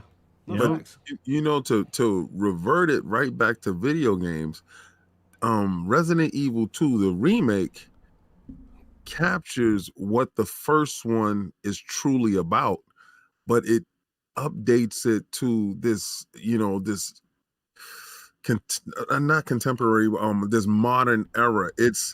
I'm playing Resident Evil 2 now, and I'm getting the same feelings that I was when I played the first two Resident Evils when back in the days. But it's giving me more insight. And I think that when you do remakes to things, you're supposed to stay true to the source material, but you update it to a point where it is nostalgic, but it's also current. So a lot of times when they do stuff like that, they lose the nostalgic and just make it current. Yeah, I think it's a lot. Yeah, Mike. I describe it as losing the spirit of it. Yes. The soul. The soul drops out. Yeah. You have to look at what is the reason why the dynamic worked. What made it successful? Forget about just replicating, like Mercy said. Instead of replicating exactly the costume and the suit, that's going to come with it. But what was the spirit of the show? What made it work? And sometimes they lose that. And even the genre, right? Like you were saying, like it just becomes something completely different. And a lot of it's just Hollywood sometimes with the cash grab. And, you know what I'm saying? Shout out to my boy, Jane, and he was like, Hollywood out of ideas sometimes. And they just want to, pick something that worked back in the day and, throw a little brand name. Brand strength, Exactly, man. So we're going to move on. So I got to ask the question that I ask all the lords of the realm. I already know it because you did a video on it, but I want to see if anything changes. I need to know Lord Michael Mercy's top 5 video games or franchises of all time. All right. Well, I said earlier, whenever you make a decision, you end it with, but I could be wrong or I could be mistaken. So I don't really remember the 5 I picked in that video. Okay, so, I can refresh you. Well, let me throw some games out there. But whatever I say, I could be wrong. Because like in a year, I might feel different. But Streets of Rage 2. Woo! Streets of Rage 2 will always be on any top 5 video game of all time list that I ever do. Amazing gameplay, great music. And I love the different characters with the different movesets. So they weren't like identical moves, different looking characters. You got Max with the power bomb, and the atomic drop. Clan Duck Claw. So good. Bare Knuckle, or was it Grand Uppa? It was Grand Uppa. Yes. Let's go. Axel. The only thing about part 2 I missed was Adam. I thought Adam should be in it. His little brother's in it. That's why Streets of Rage remake is so awesome, because Adam's in it. Speaking of which, again, follow Dotemu. That's the company that's handling the Streets of Rage 4 edition. It's officially going to be licensed by Sega. Sega has given the okay. Adam's in it, man. And they have a cel-shaded art. It looks phenomenal with the retro. Yep. And I told you, Yuzo Koshiro, he's doing the music. They've got the original Streets of Rage 2 team in it. It's going to be phenomenal, man. They're really paying homage. When Sega gives you the okay, that's a big deal. So keep an eye on that, man. Touch me on that. Yeah, so continue. Yeah, looking forward to Adam's uppercut and spin kick. Yes. Kick a guy right off the screen with the long foot. The foot was super long with that kick, that combo. Oh, that's awesome. What else you got? Metal Gear Solid 1 for PS1. Game changer there. One of the best movies I've ever seen. And it's cool that I got to play that movie. Yeah, now I'm blanking on what was on my list, but you got 2 already. So the 2 that you got, you said, like I said, the Streets of Rage, that was on your list. Streets of Rage 2. Okay. You got the Metal Gear Solid 1. Now you had for Super NES, you had that Star Wars. Super Star Wars. Yes. I think I said Empire. Yes. Was it? Yeah, absolutely. Yeah, Super Empire Strikes Back. I love the first one, and then the second one was just better. Yes. Better graphics, more stuff to do. The Force powers was a huge one. You can block with the lightsaber now, like in the movie. You can fly in the Falcon. Man, that as a vintage Star Wars fan, that's a dream come true. And then Super Return of the Jedi was great too, but I felt like it was more of staying level than going up like Empire did. And then what did I have for number 4? For number 4, you had Link. You had Zelda, but you had a unique one. You had part 2. You had, I believe. I was just gonna say that Legend of Zelda 2: Link to the Past. I didn't have Zelda 1, I started with Zelda 2. So that was my intro to the world of Zelda, and that was mind blowing being able to walk on a map and then warp into the side scroller. Woo! And then in addition to that, you've got a quest. You can go into towns and talk to people and find stuff. That game, like the year it came out, was mind blowing because video games before Legend of Zelda for me, you either ran and jumped, or there was like a little bit of strategy type stuff. But it wasn't like a blend of 3 or 4 different games. Yes, that's a good point. The cartridge was gold. Of course. And you could save games on the cartridge. Salute to save states back then. Salute to that. Yeah. So that one, absolutely. Now, the last one that you had, this one hit me because this was one of my favorite arcade games outside of Shinobi. And I've never heard anyone say this game. So when you had this up, Solve could attest for all you WWF fans. WrestleFest? You had WrestleFest, bro. Yep. You know what? I can tell you my list today is the same as when I did that video, and it might change. I could be wrong in a year. I could have a different opinion. Talk to me about WrestleFest. Let's get it. WrestleFest was the game I could play a half hour on 1 quarter. So we had a grocery store. My town, it's called Kitchener. It's in Southern Ontario, and they would do certain things like, we want to have the biggest grocery store in all of Canada, and it might have been all of North America. Before that, we had the longest bar in all of the world. It might have been the world, if not like at least North America. It was a place called Lulu's, a great place for music. But it was this ridiculous, like, giant bar that went around the entire building. It was the size of a department store, like a Walmart, and a bar literally that just went around an entire Walmart-sized store. So then they built this grocery store called Nob Hill Farms, which was the size. It was insane. It was 4 Walmarts, but a grocery store, and they had a WrestleFest at the entrance. So I got a quarter. Mom went grocery shopping, and I would be, throwing guys out over the top rope for the whole time she's grocery shopping. You doing that Royal Rumble? You did the Royal Rumble mode? Royal Rumble, or the tag team, but I got so good at that game. It was the best game it was the only game I ever really got good at the arcade. But yeah, every character in that game, just the most fun. That music was so simple, but so good. Warrior clothesline. Warrior gorilla press. Sergeant Slaughter with the noogie. Yes, let's go. I don't know if you guys are aware. There's like a spiritual successor / sequel coming out this year, apparently. Really? No way. It's called Retromania. I saw this months ago. Awesome. So it seems I don't know if they're gonna have their actual names, but so far 2 of the characters I've seen are both Road Warriors, right? Yes. So it's called Retromania. I believe it includes it's by some of the people who made the original. But yeah, because we know. Did you ever play? It was in 2012. They had like an iOS version of, and they added stuff to it. It was pretty, but it was iOS. It was It's for your phone, right? Yeah. I didn't know about I want to play it on my TV on a video game emulator. So this is apparently coming to all platforms this year. Is it official or fan made? Oh, it's official. I mean, it's. Is it WWE? No, that's what I'm saying. No. It's called Retromania, so it's not gonna have more. They than can't have the license. The license. So they can't have Warrior or Mr. Perfect or any of the Hulk Hogan. Well, they'll have the likenesses more than likely, but they'll have. Well, let me see. What am I looking up? Well, there are some people that have their actual names. They have the Blue Meanie. The Blue Meanie. I remember him. Idol. So Animal and Hawk are there as the Road Warriors. Awesome. Let's see, Nick Aldis, Tommy Dreamer. Colt Cabana, NWA, National Wrestling Alliance. So it's just one of those things where it's bringing that style of gameplay back, though, which to me is the most interesting thing. I miss it. I've never been able to get into the modern wrestling games, SmackDown versus Raw, and all that stuff. Just looks too real to me, and I miss WrestleFest, bro. Or Fire Pro Wrestling was fun too, like the more animated looking. Yes. You know? I want The like last Fire Pro. animated impact.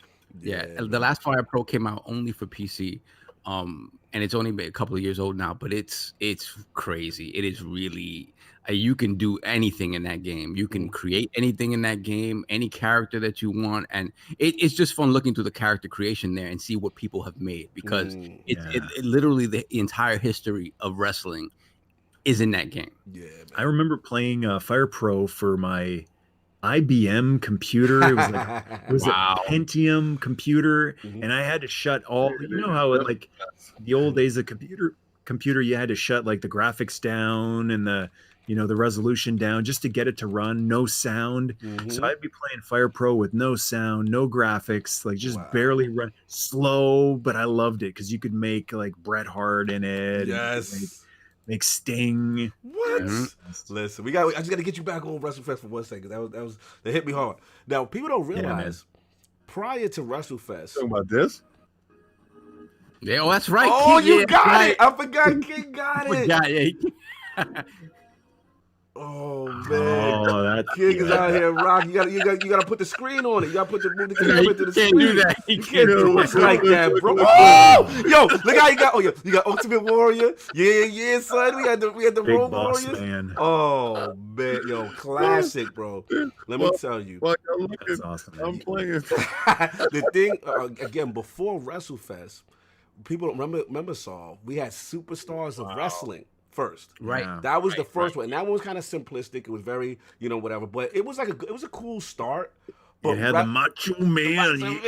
This one right here too. Oh man, who you Oh, got them? I know you have them all. Let me see the boot up. Because I believe $1 Million Man and Andre the Giant was the champs in that one. They was mad hard. They was mad hard. Son. Yeah, that's it. I hope they do one of those. What are they called? The new cabinets that they sell at Walmart of that'd be great. Pac-Man and a Turtles. I hope they do WrestleFest. Yeah. I don't know if they could with the licensing of all the individual characters, but Well, I think back then, when WWE was WWF, before all that crazy stuff, the way Vince was selling the properties, it was different.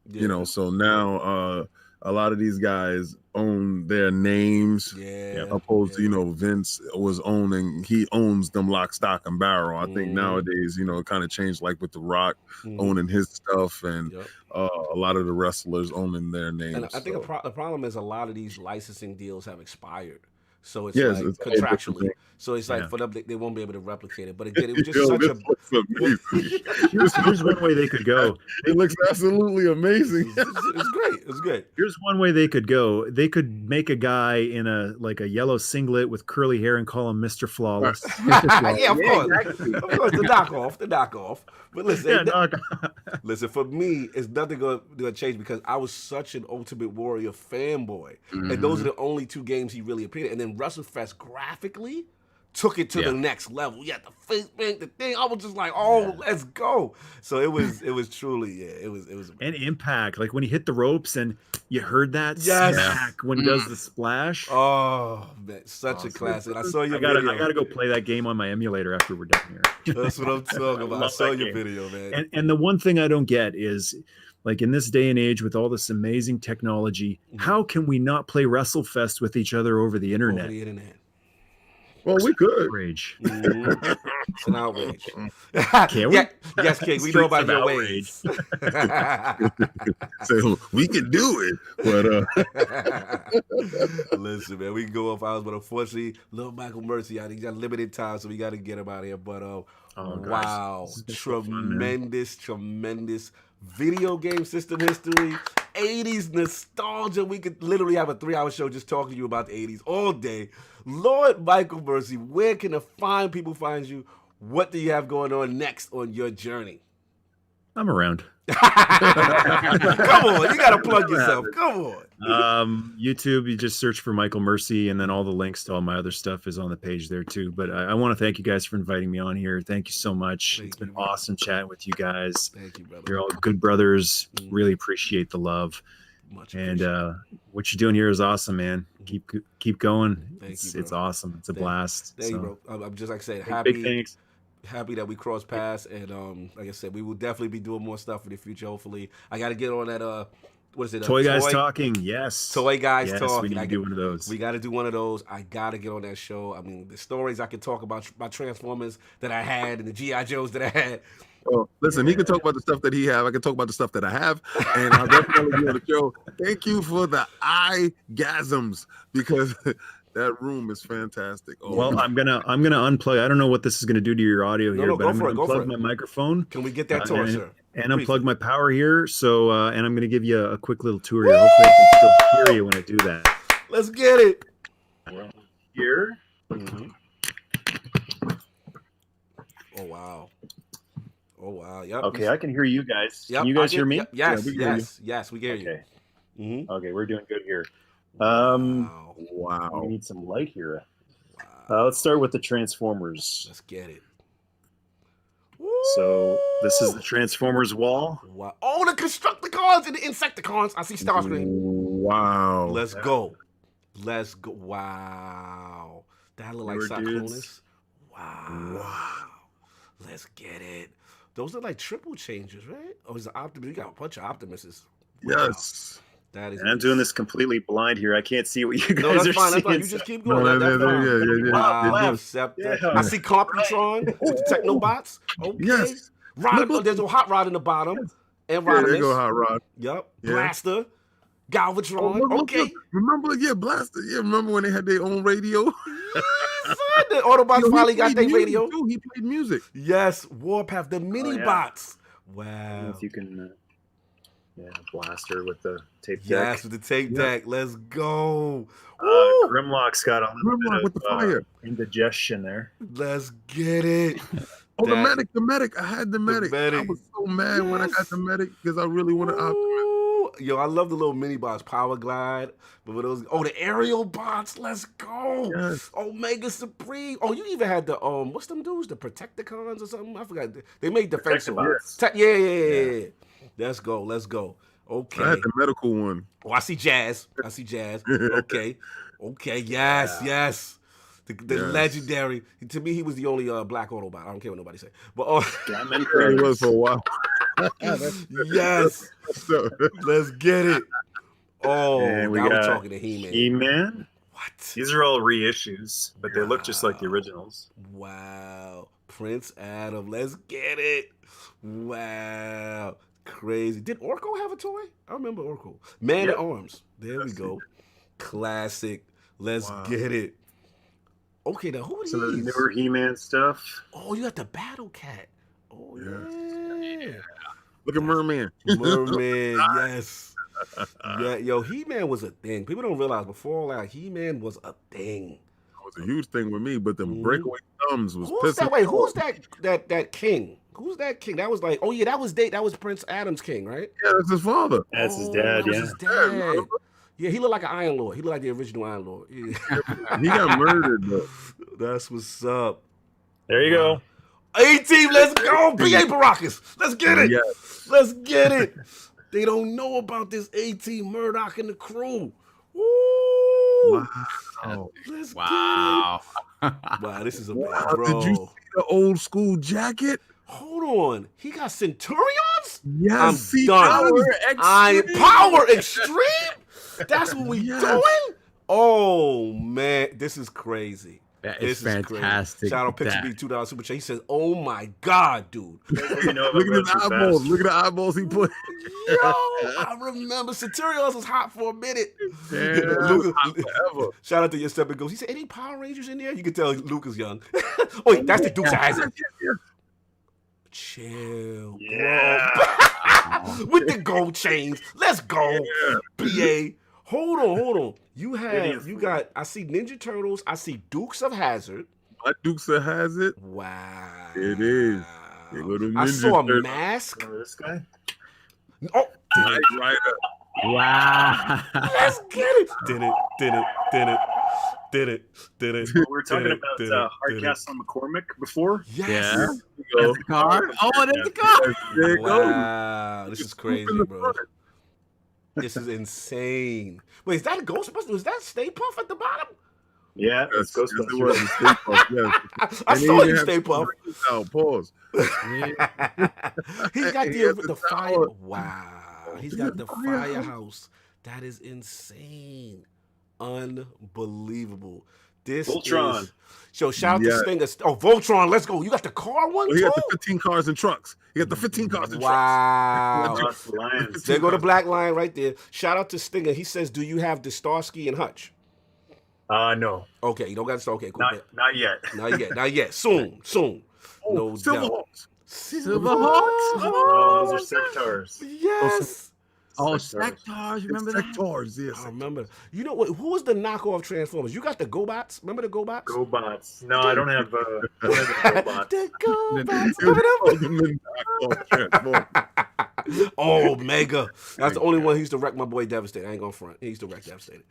Ooh, let's go. That's Predacons. I mean, no. Rodimus Prime was my Darth Maul. Wait, who are these guys? I don't remember these guys. Who are these? These are Inhumanoids. Yes, a humanoid. Wow. Dude. Let's go. I'm not gonna let it go, Stinger. I'm not letting it go. Wow. Where the Thundercats? Yeah, where the Thundercats at? I didn't see the Thundercats. So Joe stuff. Oh, G.I. Joe. Let's get it. Let's get it. Okay. Wow. My God. This is insane, bro. Over on the other side. What you got going over here? Oh, he got them in the boxes too. What we dealing with over here? Oh, okay. We got These more are the masterpiece guys. Okay. Yeah, remember the masterpieces. Yes, Wheeljack. This is where it really gets. Oh, that was my man, Sunstreaker, and that's the one that could fly. Tracks. The one that could fly. Remember that one? Yeah. Yes. That was the Oh, they got joint. little people. Wow. Sea Spray. Wow, this is great. Look at that jazz. Look at the articulation. They got little people. Yeah, he got the little ones that could go inside. That's crazy. Wow. Oh, Galvatron. Let's go. Starscream. Here's a hint. Oh, he got... Yo, wait, hold on. Back up on that Galvatron. You got the Matrix. How you going to have the disrespectful scene with him with the Matrix on at the end? Oh, you clap. I see what you did. I see what you're doing there. Woo. Megatron, is that you? Is that you? Get on with the ceremony. Yo, Rodimus Prime is opening the Matrix. Oh, wait. Where's that? I see the Matrix. Right there. Oh, Boom. Arise. Oh, he got Arise Rodimus Prime. Let's go. Let's go. Wow. Oh, let's go. That's the Power Master one, right? That's like the one with too much money. That's the too much. Wow. He has him as he's opening the Matrix, and as he starts to grow, he has him standing behind him. Unbelievable. That's unbelievable. That was amazing. He got Cup. Remember the OG? Remember the OG Cup? Yeah, Hot Rod and Rodimus Prime. Blur, Springer. Oh, the Junkyard. He has the whole Bobby Nah Nitty Bob. Yeah, Bobby Grob Nitty Bob. Yes, Grimlock. Oh, and remember the kid? Neck. Remember the dude? That was the little one that used to rhyme all the time on his neck. Wheelie. Yes. Yeah. Wheelie, yeah.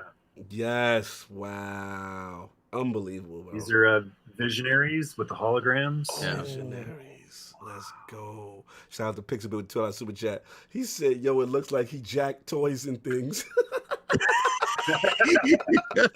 This is unbelievable, man. Oh, now we talking G.I. Joe? I'm going to tell you right now, if toys come to life, you better get the hell out of your house. Yeah, they're going to want vengeance. Who are these guys? Who are those? Give me the gasoline and a map.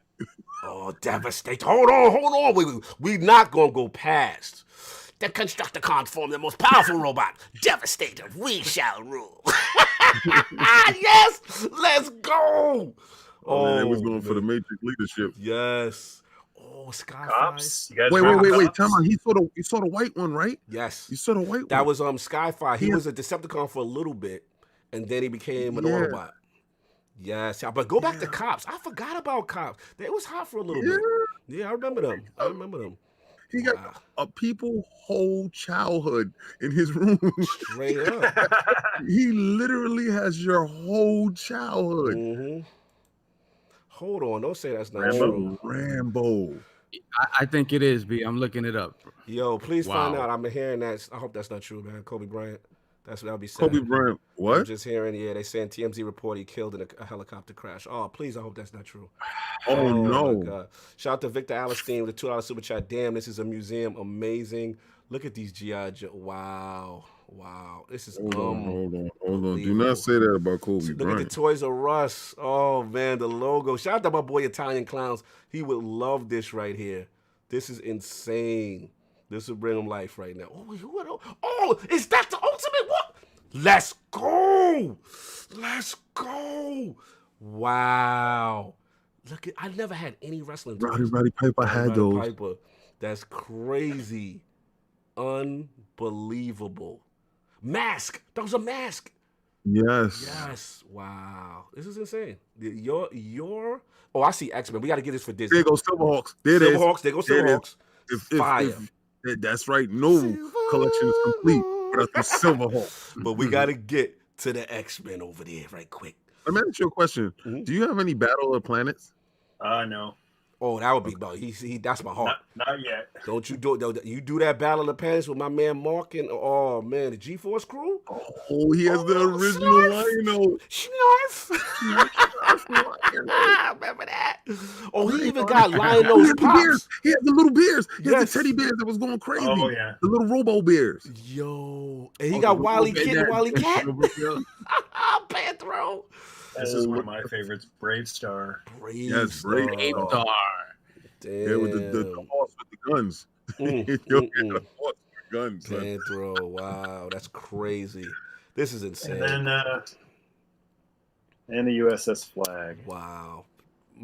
Lord mercy, this is amazing. I don't even know what to say. This is just unbelievable. This collection that you have amassed. Woo! Who these chilling in the quarters? You got them playing. Oh, that's Shipwrecked? Playing Pac-Man. Playing Pac-Man in the corner. Let's go. Fire. Oh, my God. You know, Shipwrecked, he would do something like that, too. Right on. Dude, that was amazing. Lord Michael Mercy, thank you so much, brother, for giving us the knee of the realm is bent to you, my friend. The knee. Oh, my God. The childhood right there. That's literally our childhood. Is amazing. Thanks for having me on, guys. Thank you. You have a great day, brother. You know you're welcome back in the realm anytime. We will be building up some more. And again, Iron Lord salute. Thank you so much for your time, brother. And Nerd Mistake. Appreciate it, guys. Thank you so much, good brothers. Awesome to meet you. Likewise. Chat with you. Mm-hmm. Thanks so much, everyone out there, for listening. Awesome. Much appreciated. I don't know how to sign off here. It should be a little like, yeah, there you go. Yeah. Have a good one, I got brother. it. Thanks, guys. Nerd Mistake. All the best. Take care, guys. Take care, bro. Thank you so much. Unbelievable. Shout out to my brother. Lord Mike. That was crazy. He took me back. I know Atticus like, why are they screaming? What is going on? It's called toys. Oh my God. Damn, man. So obviously, the news. I would like to say the horrible news of KobeBryant. This is a terrible, terrible news. He's too young. He's too great. Wow. Sad to hear. Heart goes out to KobeBryant's family. Oh my God, that's crazy. Very, very sad news. Obviously, sucks that it broke while we're alive. Like I said, we're getting the details as it comes in. So it looks like 5 people were killed in a helicopter crash over Calabasas. Shout out to Johan Zell for that. And unfortunately, our brother Kobe is gone. That is sad. And again, condolences to the family. Tremendous basketball player, closest thing to Michael Jordan we've ever seen. And he is going to be missed. I mean, damn, this sucks. That's crazy. Unfortunately, this made me think about something I saw on Twitter over the week. I just wanted to say, I'll give a shout out to Lord Hazador. Yes. My personal and private. He trolls me all the time, but I love Lord Hazador. Went through a difficult situation this past week with some coworkers, and thankfully he came out okay. But unfortunately, he survived the tragedy. So just shout out to him and hope he's on the road to recovery. Absolutely. And also shout out to, again, we put it in last ILP, we put it again this one, Lord Italian Clowns. You know, hopefully he's watching. He'll get a chance to see the Toys R Us stuff to give him some spirit. But obviously, we know his wife is going through this very horrific accident, and she's on the rebound. She's on the mend, but it's a little complicated. So salute to all the realm. We'll put the GoFundMe and all that stuff in the chat as well. But man, this is a tough also thoughts and wishes go out to is it Cat Daddy? Yeah, Cat Daddy Fat Stacks. Yes. Brother, we are with you. Yeah. Wow. Amen. It's a tough one. We're gonna try to get through the show. Get some spirits up because it's a rough one. We had such a high and it just went so low. Mm-hmm. But we're gonna switch off. We're gonna try to get some positivity to y'all. The poll is up. The winner of the 3-way ILP poll. So last week poll. Actually, let's get to the question first. The poll results are in, and the people have spoken to the question. With the rumors of Horizon Zero Dawn coming to PC this year, do you think this will eventually open up the door for the Sony first-party exclusives to launch day and date on PC? The winner of the 3-way ILP poll, dominating 82% of the vote, was yes, the writing is on the wall. Sony wants to profit like any other smart business group. Coming in at second place and only 11% of the vote was this will never happen. Sony's first place on the exclusives may only release after group. And in last place at only 5% was I don't care. It's all fun and games until it's my favorite PlayStation exclusive group. So shout out to all the Lords who participated. Lord Addict, what did you think about this? This was last week's poll. I didn't get a chance to gauge your feedback if you're still with us after all that 80s talk that you had to endure. Oh, he's all the way to definitely didn't hear anything. I know. Yep, I know he was in the bushes. I know. I purposely set him up. To go to sleep. He got a good nap. He got a good nap in. So yes, Lord Addict. What do you feel about the people who the people have spoken? They said that it's only a matter of time before PlayStation exclusives go day and date on their PS Now, whatever. Well, then they're the ones that's actually paying attention to what's going on. It's like I said when Death Stranding was rumored to go, like all these games that's going to Epic Game Store or going to Steam, Sony owns them all. Sony don't have to let none of this stuff go. Like, it's just a matter of time. They own all that stuff. The what's that game? The movie interactive game they have, Detroit. Yes, they own that. They own the other game that was made for the Epic Game Store. Like, they own them. They don't have to let them go. Yeah. So it's ironic. You go all these years without them letting no games of theirs go to PC, and then before you know it, they start letting all of them go. Yeah, we'll see. I think sooner or later you're gonna see day and day. People don't think that can't happen, but yeah, I guarantee within 3 or 4 years it's gonna be day and day. Just want to get that super chat, sir, before we get into the first topic. We got a $5 super chat from I ain't even trying to butcher Stacks. That's whatever. ILP crew, I just wanted to thank you for what you do. We appreciate that, man. No doubt. So we're gonna try to keep bringing you different guests with different tastes, with your feel to it. Because let me tell you something, if it didn't resonate with some of you, I'm pretty sure it resonated with a ton of you. Yes. Absolutely. He's a collector just like you, and it's inside of everyone. So what you take from that is you don't give up on your passions. You see his passion? Did you feel it? Because I felt it. It, bro.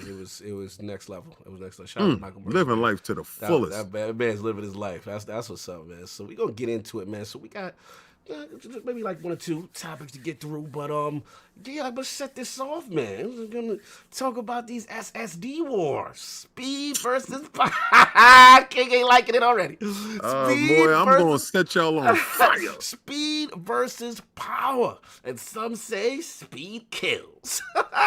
So we gonna get to the rumors, man. A lot going on in these rumor streets. So first, the new details about Microsoft NextGen SSD has found its way online, and according to some Taiwan, Digitimes, they reported that the Series X will be powered by a Phison controller, and this is a PCIe 4.0 variant, and according to a freshly surfaced LinkedIn job description, which is an ex-Phison engineer, he talked about that they will be indeed using this controller for the Xbox Scarlet. So again, NVMe 4th generation SSD. I'm currently using this thing right now. It is super fast. But, however, they're talking about that. Other news have come out. Shout out our boy Jess Gordon from Windows Central. He's saying that the Xbox SSD could be half as fast as the PlayStation 5 due to the NVMe interfacing. That's that controller, y'all. So devs are being told that the Series X has up to 2 gigabytes of read speeds, but the PS5 may well be faster. You know what I'm saying? So we got that aspect. And then the last aspect I want to talk about was that, obviously Mark Cerny, when these guys were talking about the PS5 revealed initially in the Wired article, they had mentioned about how their SSD standard is going to be different from anyone else's. And they talked about it's going to be a higher bandwidth and faster than anything available in any PC. Now, we still don't know for sure, the details, whether or not it's going to utilize that latest PCIe 4.0 standard, but all intents and purposes, people think that the PlayStation 5 one will actually utilize that full potential of that controller. So I want to bring this back to the Lords. You know what I'm saying? This is a hot topic right now as far as that. And if the rumors are true, there's a lot of rumors here, right? We still don't know. PlayStation 5 has not officially revealed anything. We still don't know. But I want to know, is it something that we should be concerned about?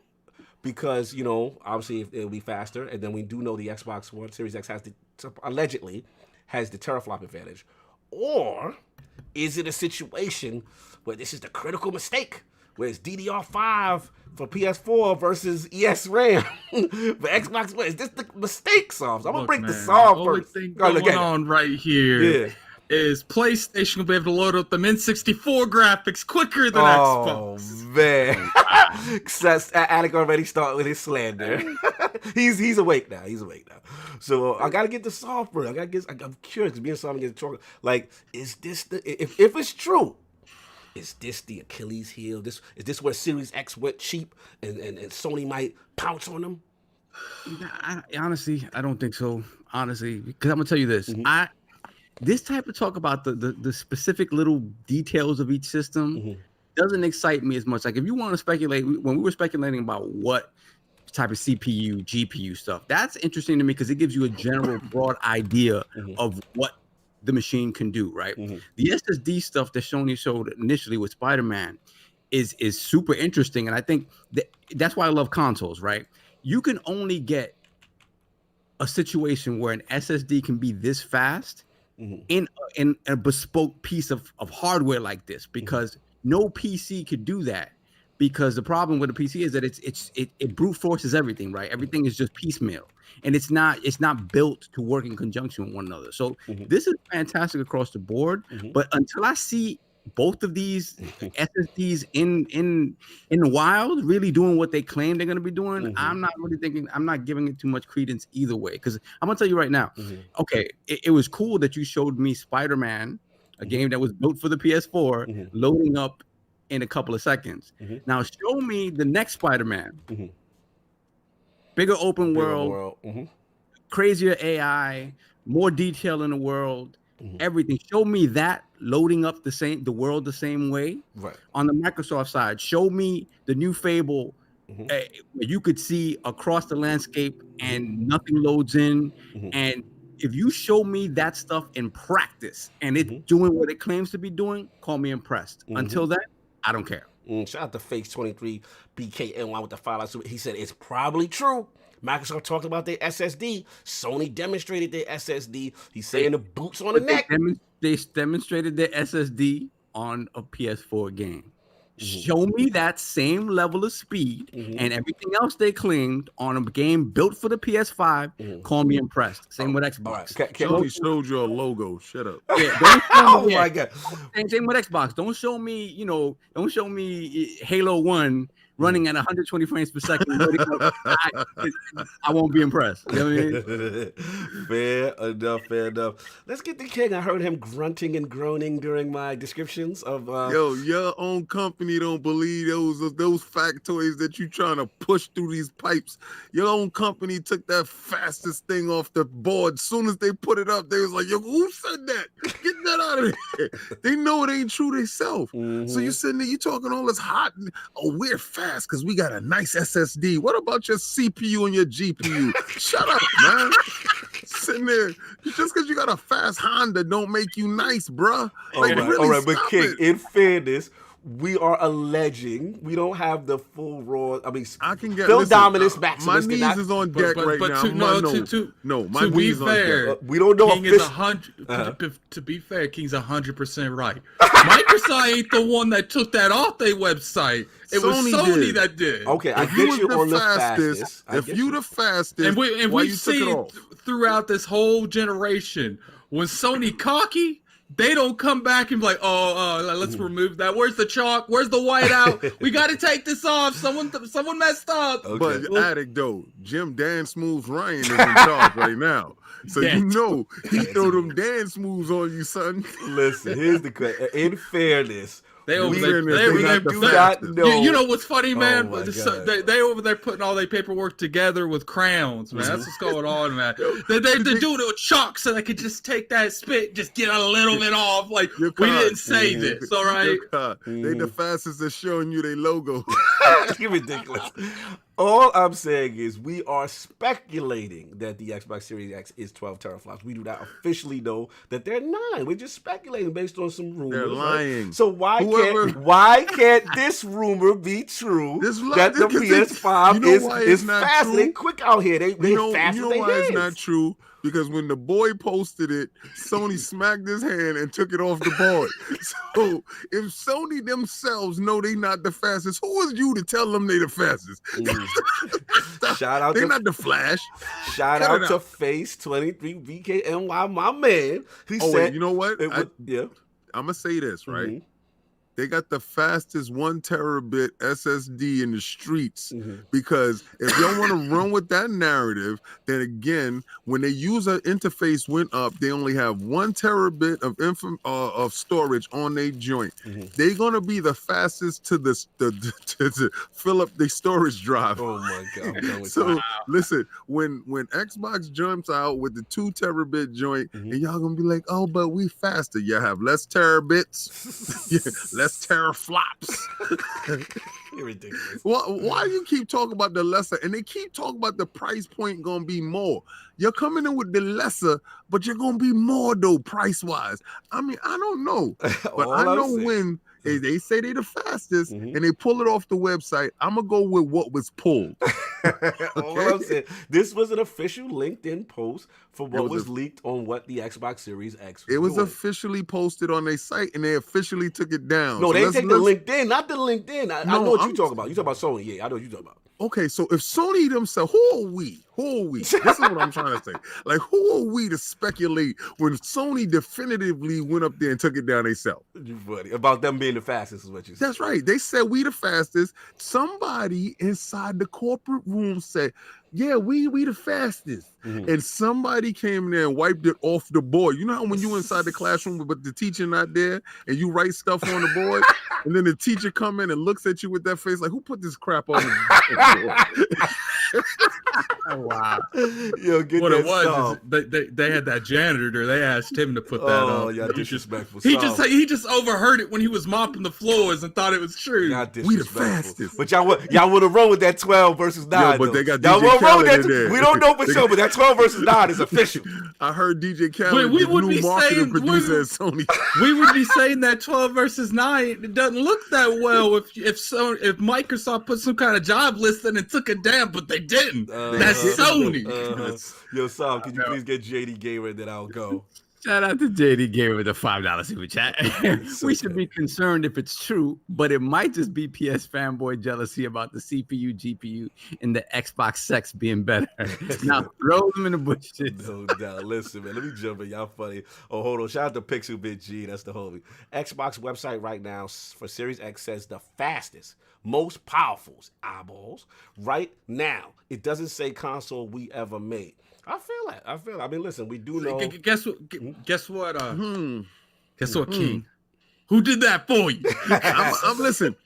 I want y'all to all put them Phil Dominous Maximus Spencers I'll put those up right there because let me tell you, this man. I want out to here, see some 12s are bigger than 9. That's what I want to see. his arms is outstretched. Who put them arms outstretched for you? Who is out here for you? Let me tell you. Every time these dudes do something, Phil done come and put the boot upon their neck. He put the boot upon their neck. And if you look at it, right? If you look at the chip, it say AK on their chip. Where your chip at though? What do your chip say? Your chip say Sony, and it don't say faster. Oh So my god, we shall see. They put that chip in that car, King. That's what's going on here. Y'all so petty. Anyway, I'll jump in real quick. facts is facts. That's all. Y'all ridiculous. Anyway, so, look, it's a lot Hold of up, questions. before we got, you know, King, I was watching something. You gotta do real quick for me. You gotta do that. They got a new car with that facial expression. It's a new car. Y'all petty. Anyway, look, it's a lot of questions here. We don't know for sure. Obviously, mad speculation. This is all fun speculation. No one knows anything. But look, my only concern though, for the people who are saying that, you know, it's true, there's some little holes we could poke, in the sense that the engineer, the software engineer who's leaking this for Scarlett, you know, he denotes that it's for Scarlett. But remember, as we know, Scarlett is 2 devices, right? Wait a second. Is that same dude that got fired because he posted his back part of his Xbox? This is not Is that it the guy. dude that had the cat hair on his Xbox It's that not got the fired? cat hair, dude. Is this the dude who was so stupid that he posted the back with the serial number? This is not this the dude that's sitting inside HR right now? This is the dude that we cannot trust? No. I mean, I'm gonna tell you right now, this is the dude that can't hold water. Is this the dude that they said, hey, don't you say nothing, and he told everything? Is this that dude? No, it's not. This is the dude working. This is the dude work. For Pfizer. This is the engineer that didn't know a serial number can be put out back No, too. it's not. You are confusing 2 people. That is not what's going on. This is the dude that's working at Walmart right now, This right? is the guy that is working on the controller that supposedly goes inside. All right, the he's Series fired X. as well. And he's got his LinkedIn profile up there. Anyway, all I would say is that he does say Project Scarlet, and we do know Scarlet is the family of device because we still know there's a Lockhart and Anaconda. So there is a chance he could be giving out Lockhart stats. If that he out there throwing out the Lockhart stats. He's stupid. He But look, purposely putting the breadcrumbs to the wrong house. you're ridiculous. Hansel and Gretel in reverse, guys. Do not follow this dude, son. And we still don't know, you know what I'm saying, if the on what the official PS5 details, because we can sit there and say it's fast or whatever until Sony shows us this SSD solution, this proprietary solution, and we have real world testing.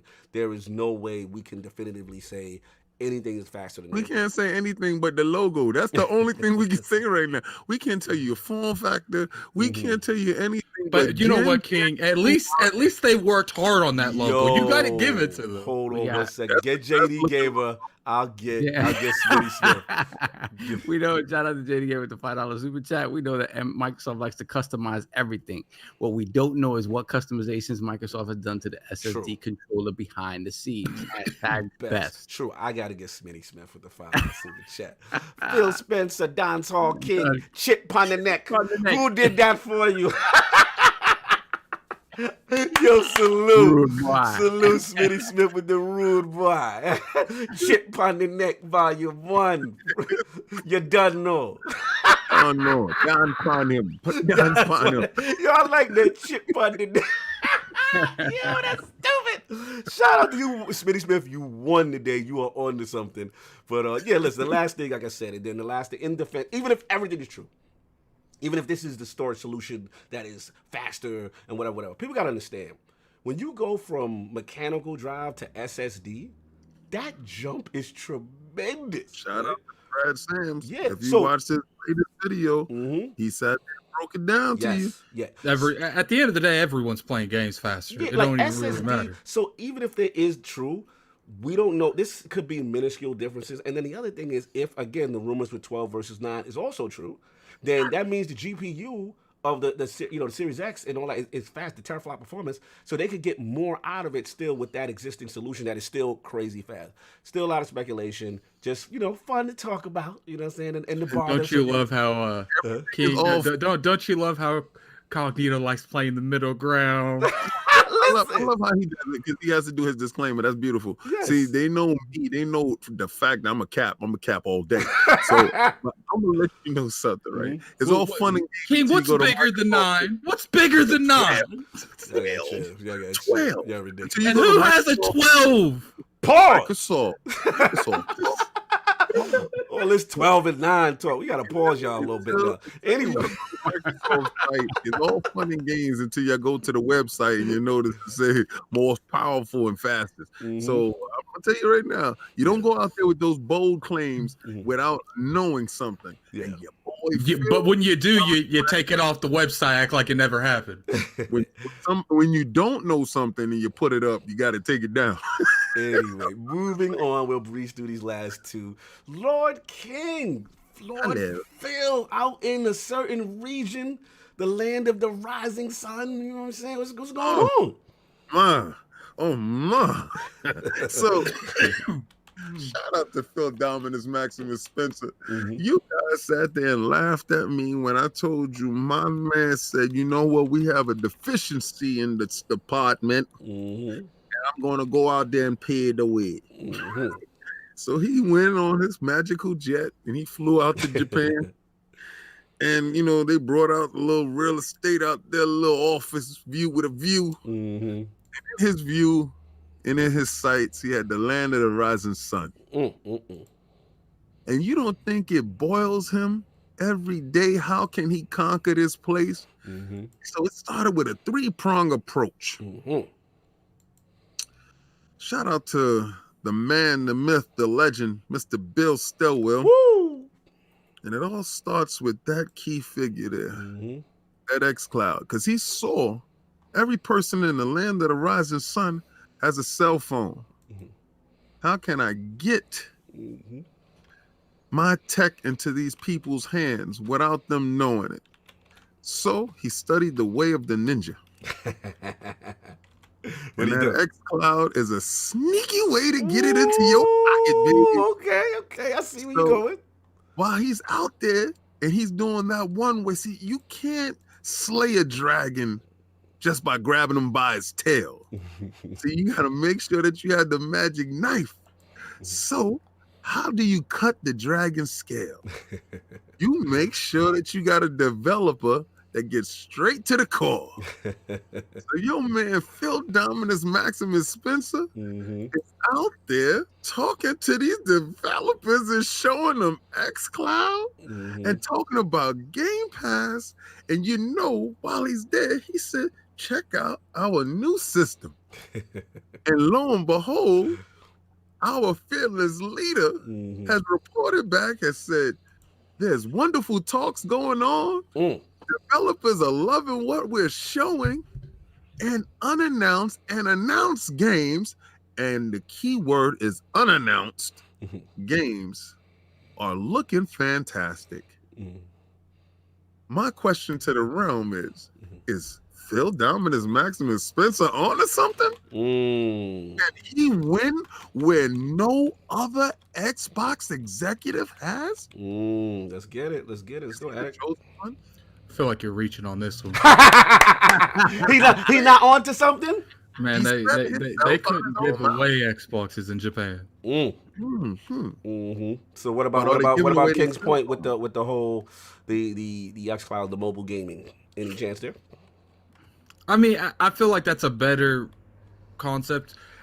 Maybe if it was done 10 years ago, but I feel like the damage has already been done. The Switch, if people are buying a handheld, 9 times out of 10, they're buying a Switch up there or down there. I don't exactly know where they're located from currently where I am at. But, you know, I hope so that they can do better. I do think xCloud's going to help them in a lot of markets that they don't have currently, but I don't think it's going to be like a drastic, huge improvement.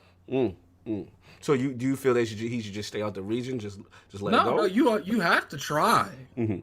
That's one of the reasons that they're hurting so much there right now, because people stop trying. Shout out to Jonathan B, the $5 super chat. I heard Phil say, forget it, I'll take it all and acquire Japan. On hashtag on God in them. Acquire Japan. He said Phil brought Japan. He acquired the whole region. No, You know, they're being one of the biggest things that Microsoft's doing is their library is just more diverse now. You know, it might actually be more beneficial to Japanese gamers because they have more stuff they want to play. Up until now, for the most part, we just had shooters. That's all. A lot of Japan don't care. I do think that they need to buy a couple studios, you know, around that type of the world before people are really going to start going out and supporting that brand. What about this though? Like, we have to say this in reference to Phil. Like, at least I would see in terms of Game Pass, his acquisition of more Japanese titles towards Game Pass. You see the Yakuza stuff coming. You know, do you feel that may point towards like him really trying to, you know, kind of just put his feet down as far as get roots down and making sure that those titles that normally during the 360 era or whatever, like those were missed for the most part. Those are always missed Xbox. I think for the most part, the reason he's trying to get these games is because not necessarily he's trying to get them to win that audience. He's trying to get them to make sure that, you know, up until now, Persona's been exclusive. Yakuza's been exclusive. Like, it's best to have those on your platform that might help you in that region than to not have those platform. And the competition, they pretty much have padded exclusives. They don't really, it's not exclusive. It's just the platform ain't never really tried to get those games till now. Right. And even with the Final Fantasy, right? And then they get all those, people thought that wouldn't happen in the Kingdom Hearts, I believe, the older ones. Yeah, I mean, Kingdom Hearts 1 and 2, I never thought those games would come over to the Xbox platform. This is why I found it baffling that you're just doing this and you're saying this, because he did this for you. Who? Like he... And I said that he's doing that for us. I'm saying, like, your level of disbelief is astounding me because he did this for you. Like, you thought it would never happen, and he just turned around and made you a believer, but yet you still give him your backside? There is to a point. It comes to a point where... So you just believe in him to a point? No, after a certain amount of years of those games not being on, I'm sure there is a demographic of people on Xbox that likes those games. That's one of the reasons Kingdom Hearts 3 didn't sell fantastic on Xbox, because we literally never seen a Kingdom Hearts on the platform. But my question to you is this, right? Because you're saying that your level of belief in the man, he wasn't in control before. He's in control now. So whatever those dudes did before, he's correcting their mistakes. This man has actually been walking on water, and you're looking at him like he's not turning water into wine, and you're just saying, I don't believe in you yet. Turning water into wine. Yo, Jonathan B is on Addict Neck. Baffling, ungrateful, he's like fraud alert. He said the disrespect. I'm just being realistic here. Dominous. The disrespect. What happened at it? He brought Yakuza over. He's literally. And why don't you do me a favor there, King? Why don't you go look up the Kingdom Hearts 3 Reminded? Why don't you go tell me the Xbox release date and the PlayStation release date? Listen. No. Let's go this. Why don't you tell me? You tell me. You know it. You tell me. That PlayStation one just came out, and we don't get the Xbox one till like next month or the month after. So we get it next month. In the past, we never got it. True. So that's my point. No, but this is it.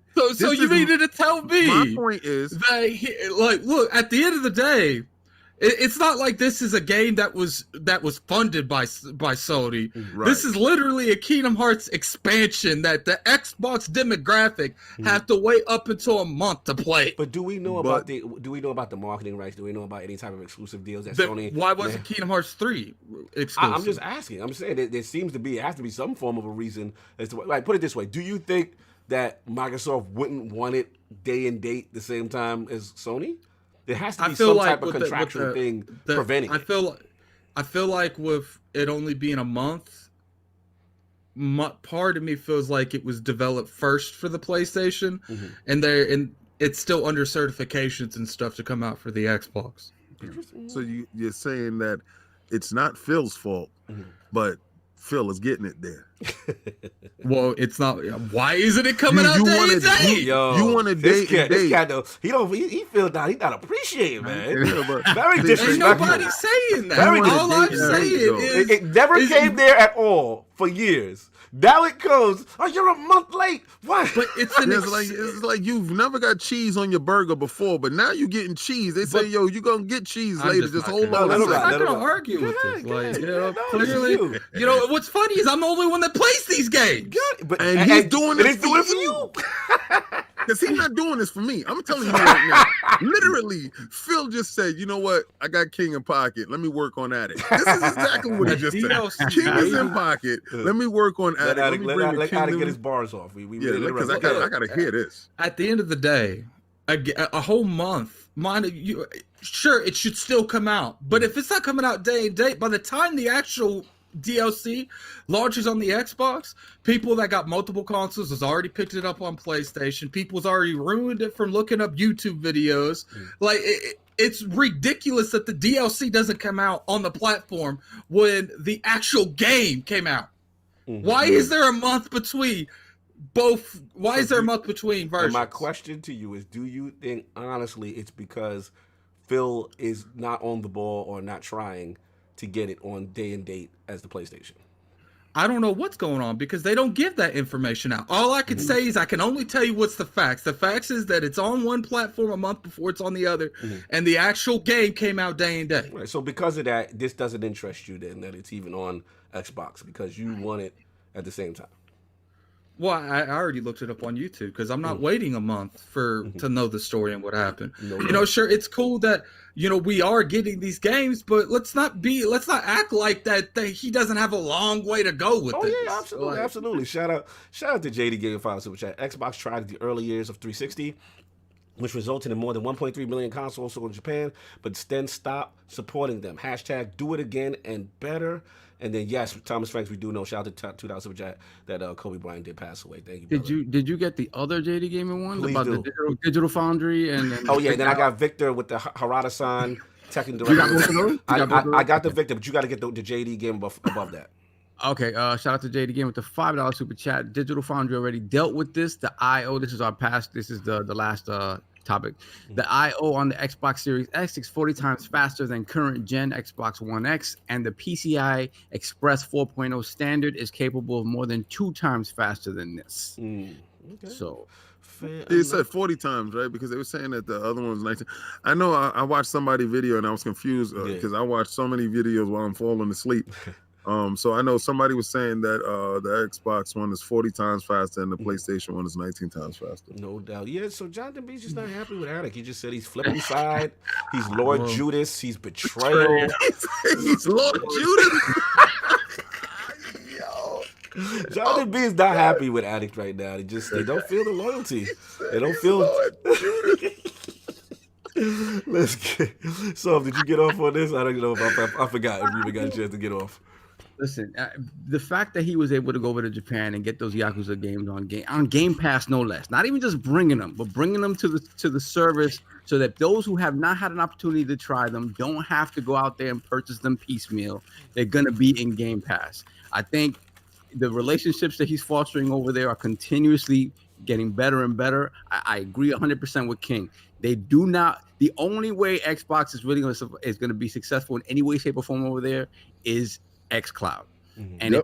And if you can get Japanese developers in pocket on the Microsoft side to make stuff exclusively for Microsoft that is very Japanese, right? And then you push xCloud over there, I think at least from that point perspective, you can have some success over there. Mm-hmm. They're never going to want a box that comes from America over there. Especially, It could be, they don't even want their own boxes. Like, they don't even want place. The Switch is kicking PlayStation in the face over there. Because they just don't want boxes under the TV anymore. Mm-hmm. Everything is portable. Everything is mobile over there. So you need to address. Well, they don't have open space like we do. Well, they don't. They have tiny spaces, which is why their society has just gradually sort of shifted towards more being interested in portable stuff. Mm-hmm. Mm-hmm. So I just don't think. I think xCloud is really the only way they push the Xbox brand over there. Yeah, now, what he's doing is also what King says. Like, he's doing it for Addict. He's doing it for those gamers over here that love those Japanese games that have not had it on this platform. They need to bring it. They need to bring those games day and date. Neo needs to come out day and date on an Xbox. He has to work towards that, right? Will that ever happen? I don't know, but I know he's working towards it. I think it's important because when you talk about people who have the ability to have both, you give them a decision to have to make. Right. If it's coming out on one a year ahead of time or not at all on the other one, there's no decision to make. No, I agree. I want to get a King on it. Oh, actually, it's your topic, so let me jump in real quick. Yeah, listen, I hear where Addy's coming from. You know what I'm saying? I gotta say his frustration with certain things, but I'm leaning towards what King is saying in the sense that, look, at the end of the day, when you haven't had success in an area, right, and it's something that's been overwhelmingly not positive in past generations, you have to still try different approaches to skin the cat, so to speak, right? So we know, like you said, the traditional console solve, that's not gonna fly. You know what I'm saying? That's just not the way the culture is over there. And like Alex said, as far as the smaller spaces, the living spaces, mobile is really huge over there. But the thing to me, I don't want to get gas, but I will say that what has given me hope, shout out to Stinger in the chat, he said it. It seems with Phil, which is different from even the Peter Moore and all the other execs, they seem to always like and respect, and they seem amicable to work with him, right? That is something that I feel different. And the reason why I got excited is because I don't know if y'all saw that tweet that Phil is talking about, that King's talking about with Phil, when he said, hey, we went over there, we had this good back from Japan with the team, talking and listening to the amazing studios and publishers about 2020 and beyond. Really strong energy and excitement about gaming future in Japan. Then immediately after he tweets that, this to me was significant. This is my man. When Harada from Tekken responds to you and says, yes, thank you for your time and have a good time, as if y'all been in discussion about something. Like y'all had Tekken is in Game Pass. We know how Tekken was in Game Pass. We know how Tekken debuted on the Microsoft stage that E3. You know what I'm saying? So again, it's these little things. And remember, he was at FanFest. Yes. Signing the posters and the stuff like this. Is little things that these people aren't seeing. It's like what you call it, King, is like, you shaking the hand, you're kissing the babies. You got to do the groundwork. Like, it feels like Phil is not just throwing money at it. He's doing the groundwork. Now, as far as the studio, I would love for them to purchase studio. How realistic? I don't know. But I feel, and King, me and you talked about this, the approach they need to do is, we know they're setting up shop out there, right? And my thing is, get a young team that is like homegrown from the area. So we get fresh blood that is a Japanese Xbox exclusive studios. You know what I'm saying? Now, granted, if you can back the money truck up to Namco or From, great, and they accept it, that would be even better. But hey, you might have to start small. You know what I'm saying? So this way you get people from the culture and you nurture. My thing is revisit old franchises that debuted on your system with Mistwalker and Blue Dragon and stuff like that. Go right back to these old franchises that started on your platform. That had made a home there, that has a base. Lost Odyssey was just as good as Final Fantasy games. Right.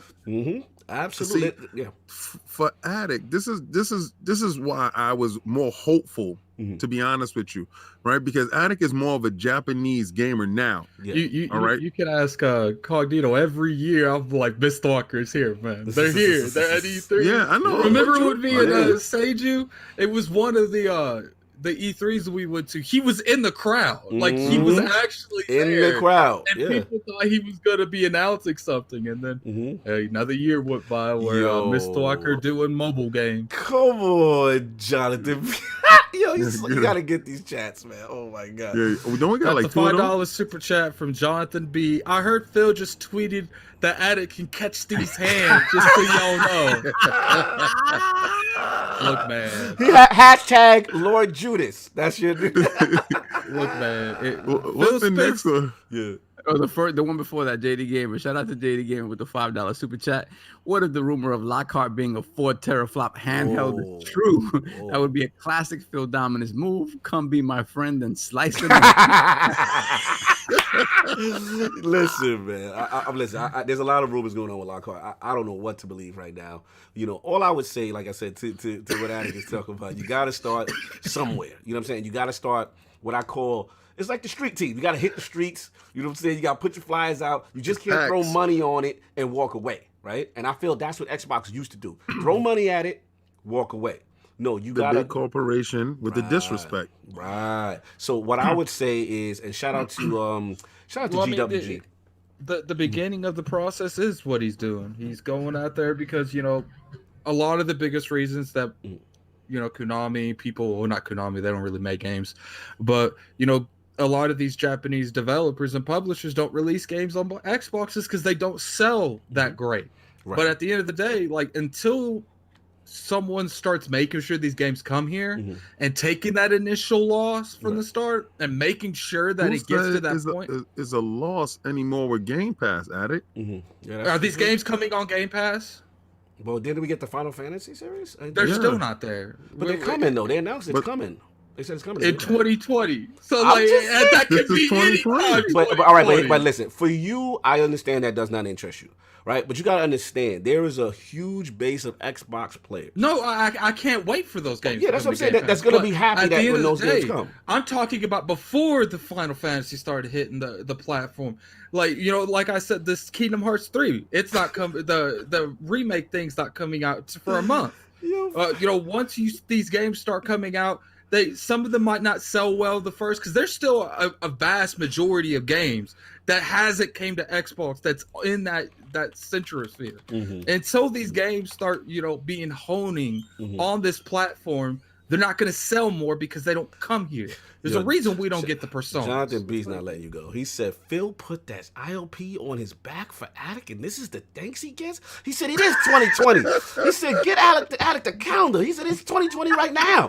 He's not letting you go, bro. He's like you are so Lord Judas. He's not letting it go. Shout out to Lanjo86 of the $5 super chat. Miss Walker would be a dream. That's like having MJ on your team. Sakaguchi is the godfather of JRPGs.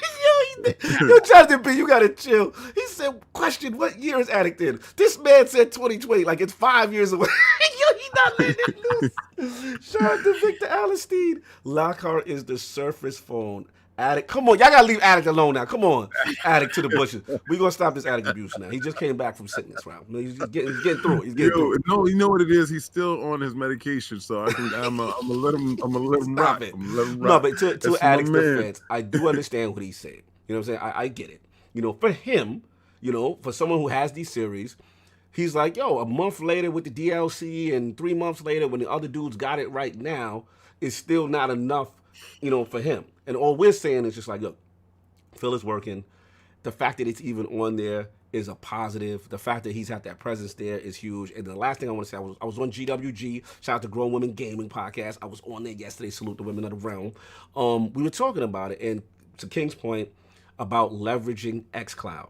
You know what I'm saying? And utilizing that tech to be on those mobile devices and also, you know what I'm saying, just to get maybe, like I said, a Japanese studio involved in that. We start calling it by its proper name.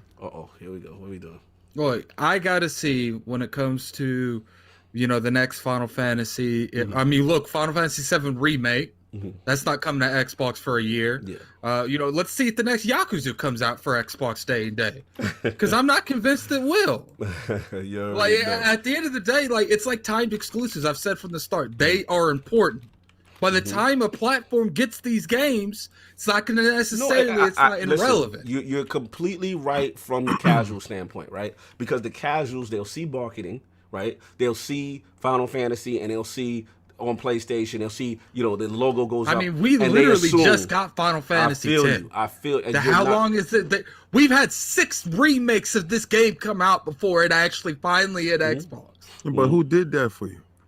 But no one is not saying that. He's not doing that. Listen, we're going to have to stop sitting here and acting like this man ain't moving mountains. No one has acted like he hasn't. He's out here actively putting a mountain on his back and crossing it across the street for you.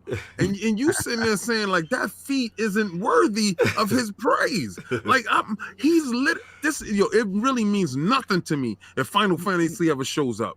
But what he's doing for you, though, Well, you know what he's doing? He's making me have to go out and buy a PlayStation to play Final Fantasy VII Remake. And you know what? And then he gave Where's you Final Fantasy VII, King? But he gave you choice. You're gonna go out there with the wash eyes because you're gonna be playing it with the burnt eyes. I gotta wait a month to play Kingdom Hearts 3. If I want to, I gotta play it on PlayStation. And what he told you is you could wait a month and play with the superior graphics. So you can go over there with the dynamic resolution and have fun. Where's all the Dragon Quest games, King? But when you got to get the cataract fixtures, this is what happens. You go over there, you play over there, you're going to have to fix the cataracts later. So if you want to save your eyeballs, you can sit over here and wait for it to show up. The checkerboarding, is the checkerboarding that's what we doing, King? Yeah, the checkerboard is going to mess up your Oh, eyeballs. my God. So what do you want? You mad at Phil because he's saving your eyeballs? I'm trying to tell you, man, you got to slow down, man. Don't be moving too fast. You're going to mess your eyeballs up.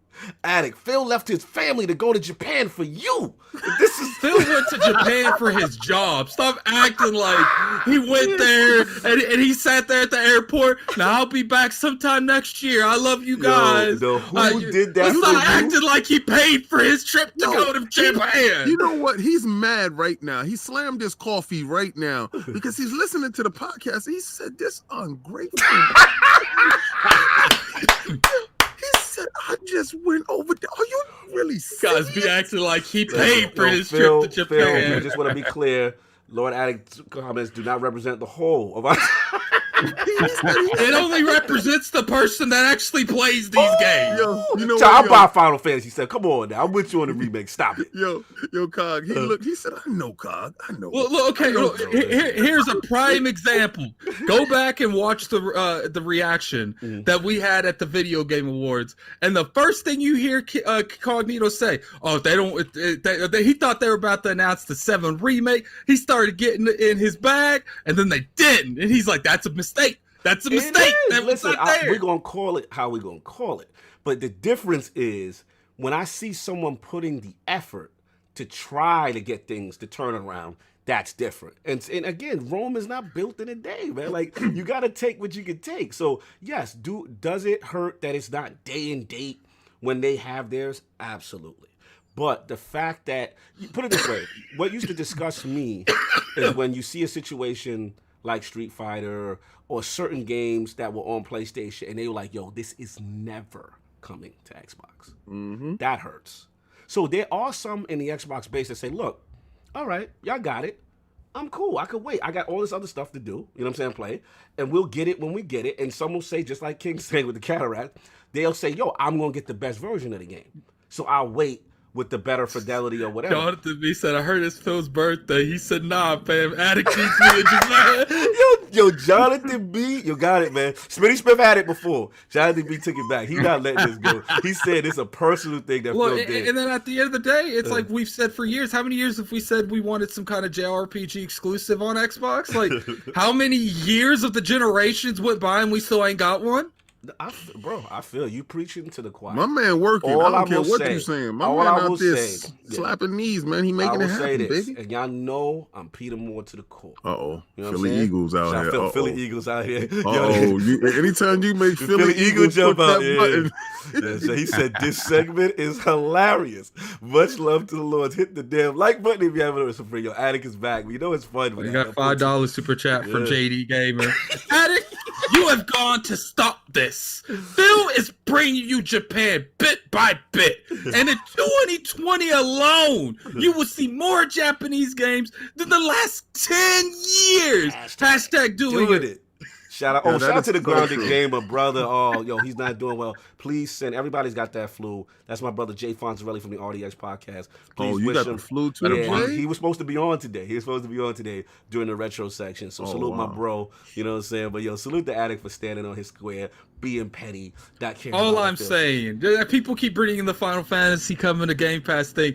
They announced this in 2019. It was like it's coming in 2020. They acted like it was like the beginning and obviously we're at the end of the first month, but still, like You it just would have been more you just really so impactful. disrespectful. But It's like, yo, I don't know what medicine they got you on right now, Oh my but it God. must be a Sony Listen, brand type I of medicine. love when And Attic right is- now, you got So- the so you mean Mucinex, Sony brand Mucinex, and it's really clogging up your system. And You we know gotta what? get that I Mucinex. do Sony have brand one outta thing here. to say, King. Yes.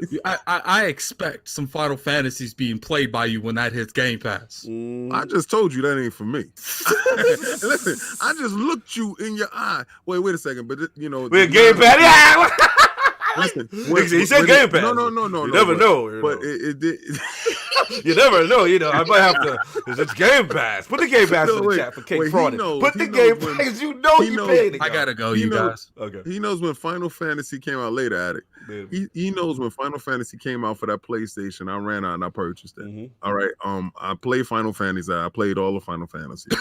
All right. And when it does hit Game Pass, more than likely I'm gonna talk my son through it and we're gonna go play some Final Fantasy. Mm-hmm. But I want y'all to know the difference between hope and no hope. All right. So because at this point in time, we got hope. Yes. All right. So you have hope. See, when Yakuza wasn't coming, I said, oh, I don't care about that. But now when it hits Game Pass, I'm gonna say, let me check it out. Mm-hmm. Let me see what the fuss is about. Yeah. Because it wasn't a game that I was gonna run out and spend $60 on or whatever. I didn't care for the thug version of Shenmue. That's what I felt it was. I thought it was the drug dealing version of Shenmue, and I did not want to be the drug dealing cartel running Shenmue, or the bootleg Grand Theft Auto. I just didn't care for it. Mm-hmm. So, but it's in Game Pass. I said, well, let me get it a chance when it shows up. That's the power of Game Pass. Mm-hmm.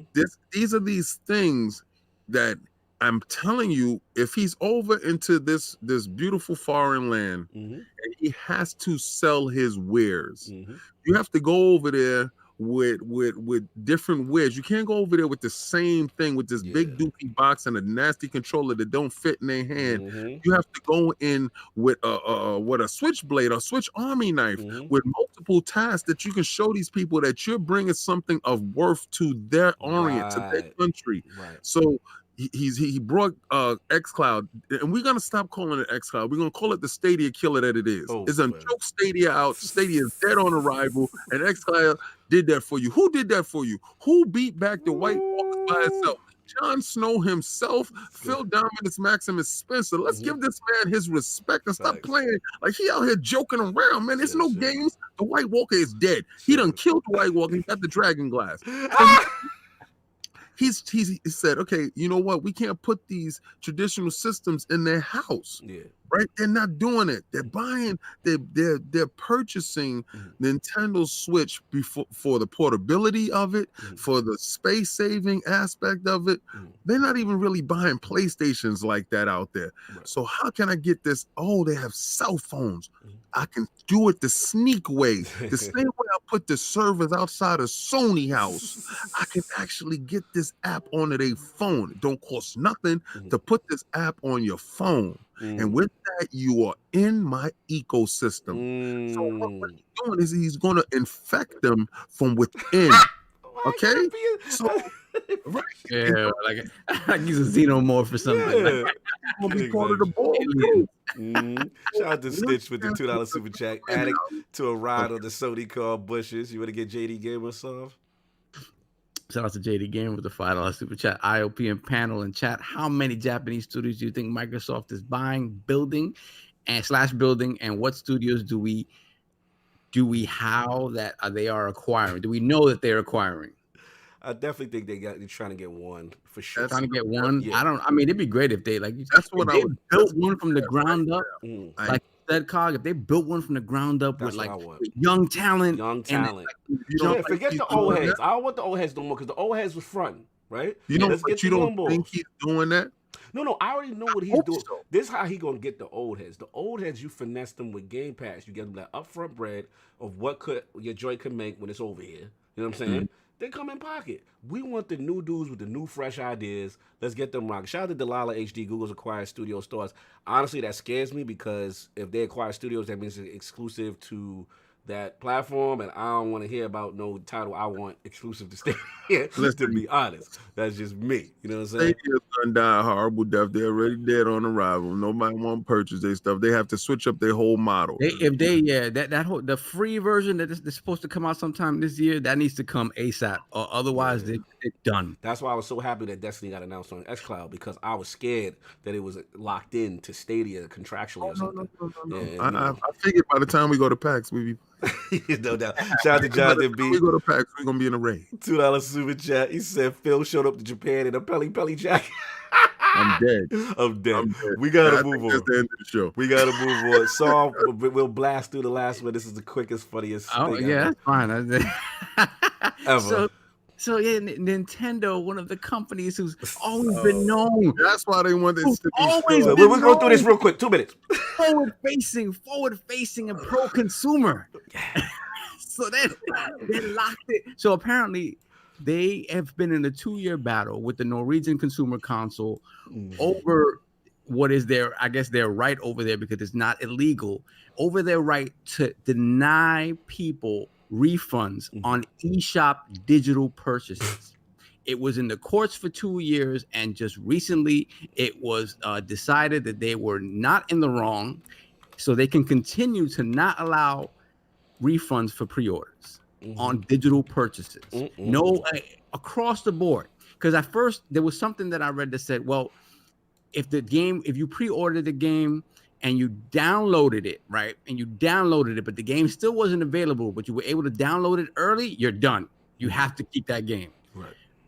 And so when you look at Nintendo's policy, it's straight up none. Like if you pre-order it and the game is a month away, no canceling that. Yeah. Listen, Nintendo has never cared a rat's ass about you. I think even more than PlayStation and Xbox, because they're all money grubbing companies, right? Yeah. But you have to have something forward facing that brings in your customers, right? It's the nature of the big corporation. But Nintendo has never shied away from being very blatant about shysting you over. Like what helps them is that the Mario image makes people think, oh, they're the greatest, they're kid friendly, this and the other. Look at me. But they are the shystiest when it comes to milking you for money. And this is one of my favorite. This is one of the most egregious examples of this. This is not good. You should be able to return a game you have not yet played. Listen, you know what's pathetic about it is that they're the only company that's doing this. Yes. Like, even Sony, even like you can cancel your pre-order, you know what I'm saying? You can refund your eShop. Listen, Grandpa been finessing a long time. You know what I'm saying? And one thing about Grandpa, he don't put none of his games on sale. He is hand over fist. He about his bread. He like, this is how I got to this position. I'm not changing. We gonna go to court and you're not gonna get these refunds. And that's how it's going down. And that's just how he moves. That's just how he is. You see how they're sitting there laughing like it's all good and funny? You see how they all, that's the Kool-Aid they drink. They got their mind washed out. You don't see how their mind is washed out? Like, had this been somebody else, they wouldn't be smiling and joking and kikiing. This is what they do. Then they do this to you, then they come out and be like, it's a me. And then you forget. Everything is... Listen, they're not gonna stop me right now. So listen, let me tell you something. What's going on here right now is they perpetuating this propaganda. They're pushing it right now. Listen, what y'all do right now is don't pre-order anything on Nintendo. Don't pre-order anything because ever. I'm gonna tell you right now. They said your money's in. It's locked. And make sure that your Switch is turned off and your kids can't get inside, because if a kid go in there and he pre-order a whole bunch of games, it's just little by little, just 50 cent, 50 cent, 50 cent, 50 cent, 50 cent, 50 cent, and you are in for $2,000. Yeah, yo, that's a good point. Real talk. That is a good point. You know how many kids didn't, like, I used to even Google. There was one time, real true story. This is a funny good story. There was a Transformers Transformer. What you gonna know about this stuff? Shout out to Sinister if he's in the chat. There's this Transformer card game that your boy was mad addicted to, right? Like your boy, like it was G1 Transformers. I spent like a good $200 in this game buying stupidness, right? So it went so bad that Google contacted me and said, "Look, we see these abnormal amount of digital purchases on your account. So, and we just want to make sure and dispute." Right? So I said, "Yo, my kid, he went crazy. I'm so glad you reached out because I was trying." And I was able to get almost a G worth of these purchases off my credit card. Wow. And it was me. It was me. So that's the power of digital refunds, y'all. And this is the reason why Nintendo does not allow you to bust back. There you go. Shout out to Nintendo- Smitty Smith with the 2000. Mario, it's a me. No refund. Oh, no. Bro. Like the soup Nazi, like no soup for you. So I'm Jonathan B. I'm fraud alert on me. I'm guilty as charged, man. Like, so the fact that how scary is it that if you're a parent of a Switch owner and your kid go buck wild on the eShop, like you're finished. Nintendo don't care. You're done. And you know what Nintendo said? You shouldn't be watching your kids back up. We don't give back any dough. Brad, not like this Sold the Nintendo. Switch so that you cancel free. Get the Soldier Boy console. Get the Cobra, that's what it is, man. But now, King, you right. We ain't gonna let them go off of this. This is pathetic. I mean, when it comes to stuff like we already know, they are the worst. Like they are. Listen, they still got Wii U's for $500. Shout out to Nintendo. Brand new. Right now, you can cut that Wii U 500 cash. Listen, I told you there's a reason why I really don't mess with those dudes, and they've been beating me since little. So you can go get a brand new Super Nintendo right now for $750, the same price that it was back then. It's the same price it is right now. Russian, he said the same full manufacturer retail price. That's how they do. That is just true. They don't have Black Fridays. They just have Fridays. That's it. Yo, let's wrap this up. We do the poll. We out of here, man. New IOP poll with the rumors of the PS5 apparently having a faster SSD solution than the Series X. Do you think more hardware advantages will eventually be revealed by Sony as we get closer to its launch? The choices are A, yes, Sony's keeping quiet for a reason. Strike back. B, no, Sony is scared. 12 teraflops is greater than 9 teraflops. Or C, I don't care as long as that ES RAM and Connect 3.0 is in the bushes in the Series X. Shout out to all those who participated. Gonna rock the vote. We will get that up there. Iron Lord salute to my gaming brother, my 80s brother, Lord Michael Mercy, who killed it today. Oh my God, the nostalgia, it was just amazing. We could have talked to him literally for 3 hours. The stories, the collection, he was kind enough to give us. You just gonna make me go to Canada. Yeah. Because I'm not even gonna lie, man. He gives tours, I'm not even gonna and lie. that's just one section of his house. Like it's beautiful. Yeah, it's tremendous, man. I mean, we could just talk for days. So salute to him. Salute to Attic for coming back off the sickness, even though he's very disrespectful to Phil Dominous Maximus today. Man, he's on that Sony medication. Yeah, we gotta get him off that. We gotta get him right. Off that. He forgot who did that for him. His lungs. Yeah, Scream, we do remember. And again, yes, condolences to KobeBryant. I'm hearing the daughter too. Very sad situation. God. What, his daughter too? That's what I'm hearing. I'm gonna look more and see if this is true. Oh, hell no. Yeah, man. Shout out to Send in the chat, Scream in the chat, all the people, no doubt. But yo, Saw, let's get us out of here, man. Where can I find people find you? What you got going on? You know, you can find me, Lord Sav IOP on Twitter and BX Sovereign PSN Xbox Live. I'm going to work, but when I come back, hopefully get a little bit of Star Wars in. Finally get started on that. And yeah, like I said before, man, like. Shout out and just get better to Lord Hazardor, yes, Lord Clowns, yes, actually Lord Cat Daddy, Lord Bloody Nux just posted something. Yes, Bloody Nux.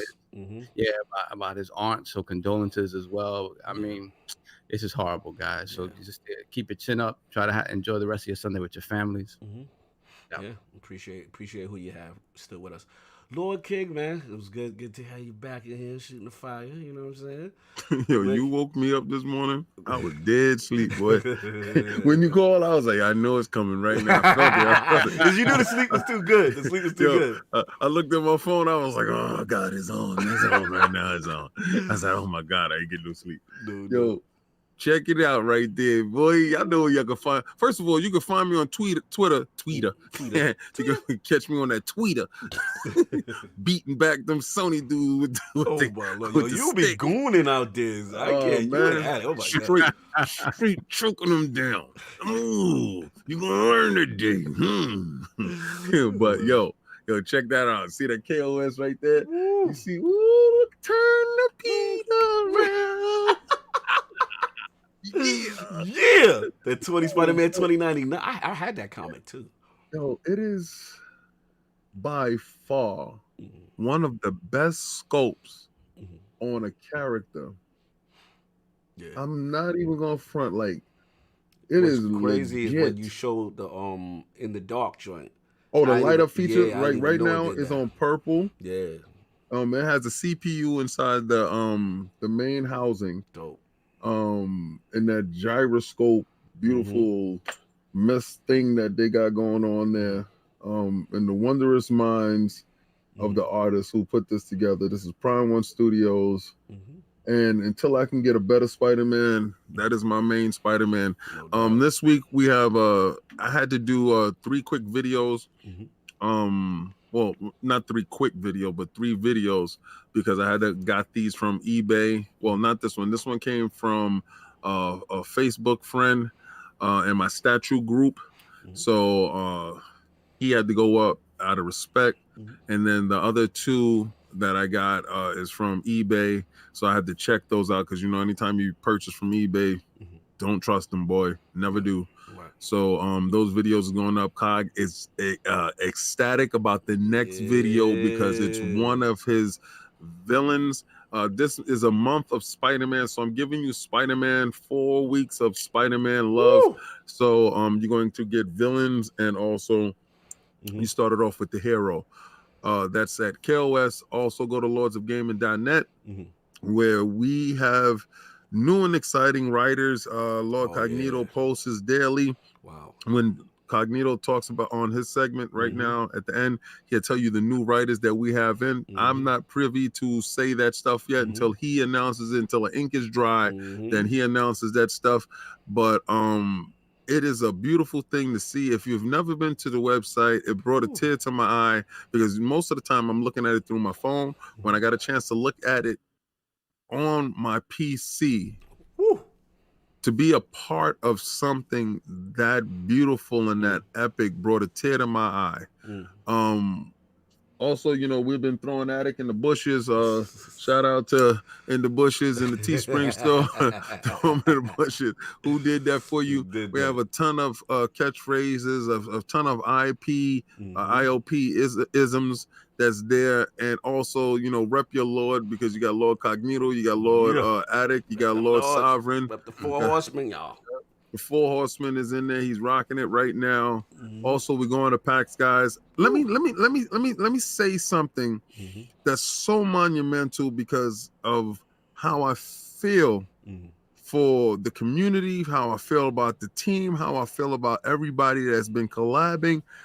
Every last person that's going to PAX is media. And I'm not telling you we got 1 media pass, we got 2 media. No, every last person that's on the team, we got a 2-man team that's going in. That's consistent of 3 people each. So the house is full in PAX. The team is full media. That means no man left behind. Woo! Every man walking in that door is 100% media. And that's done through you guys. To support the level of dedication that you give us, we're giving back to you. And trust and believe. You hit that join button, you joined on us. We're going to give you so much content that is going to, you're really going to understand the level of worth that we're bringing to you. PAX is our home. And we're going to go in there stomping the yard. Yeah, it's gonna be a special one. We're definitely looking forward to it. Again, shout out to all the lords that also got their media badges, the LogNet, LordsofGaming.net, just been tremendous. The writers have been phenomenal. Definitely want to salute the 2 new writers on board. I want to shout my boy Videotech UK. Tremendous Red Dead Redemption article right now. Please check it out. He is killing these streets right now. Super talented from the UK. Of course, my boy Darth Chalice from Croatia in the building. Breaking down the technical knowledge, breaking down frame rates. He has a great article up right now, lordsofgaming.net. And soon to be, the ink is dry, but we're making it happen with the contract. You know what I'm saying? But soon to be, hopefully, you know what I'm saying? I can say it because, I talked to him, is the Rage Virus, man. Rage Virus is tremendous. Wow. Right now, he has an amazing piece on Ninja Theory, everything that they're doing, all the new projects, Project Mara. Please, man, again, lordsofgaming.net. If y'all not on there, listen, it is moving. The support is crazy. Please keep sharing those articles. Keep retweeting those articles. It really helps us. And that's what we do. We get, because of what you guys have done for us, we get a chance to be media. So, lordsofgaming.net, y'all. Y'all know the deal. Support the realm. We out here, lordsofgaming.net. Check us out. And we will be at PAX. Like King said, we're going to stomp this yard. We're going to provide y'all coverage that y'all never seen before. Exclusive members will get some actually exclusive footage and stuff on the cutting room floor. Some stuff that we left out that will be exclusive to them. So make sure you remember, you get the cool emojis you already see. Y'all get the who done that for yous and all that fun stuff. And yeah, that's pretty much all I got. Everybody, look, enjoy your Sunday. Again, shout out to Michael Mercy. We got some more fun guests coming up. Oh, February's going to be huge, y'all. We got some big guests coming up. Please stay in touch. Ken, you want to say something before you head out? No. It's huge for Game Pass and it's huge for us. Yeah, no doubt. Everybody, look, enjoy your Sunday.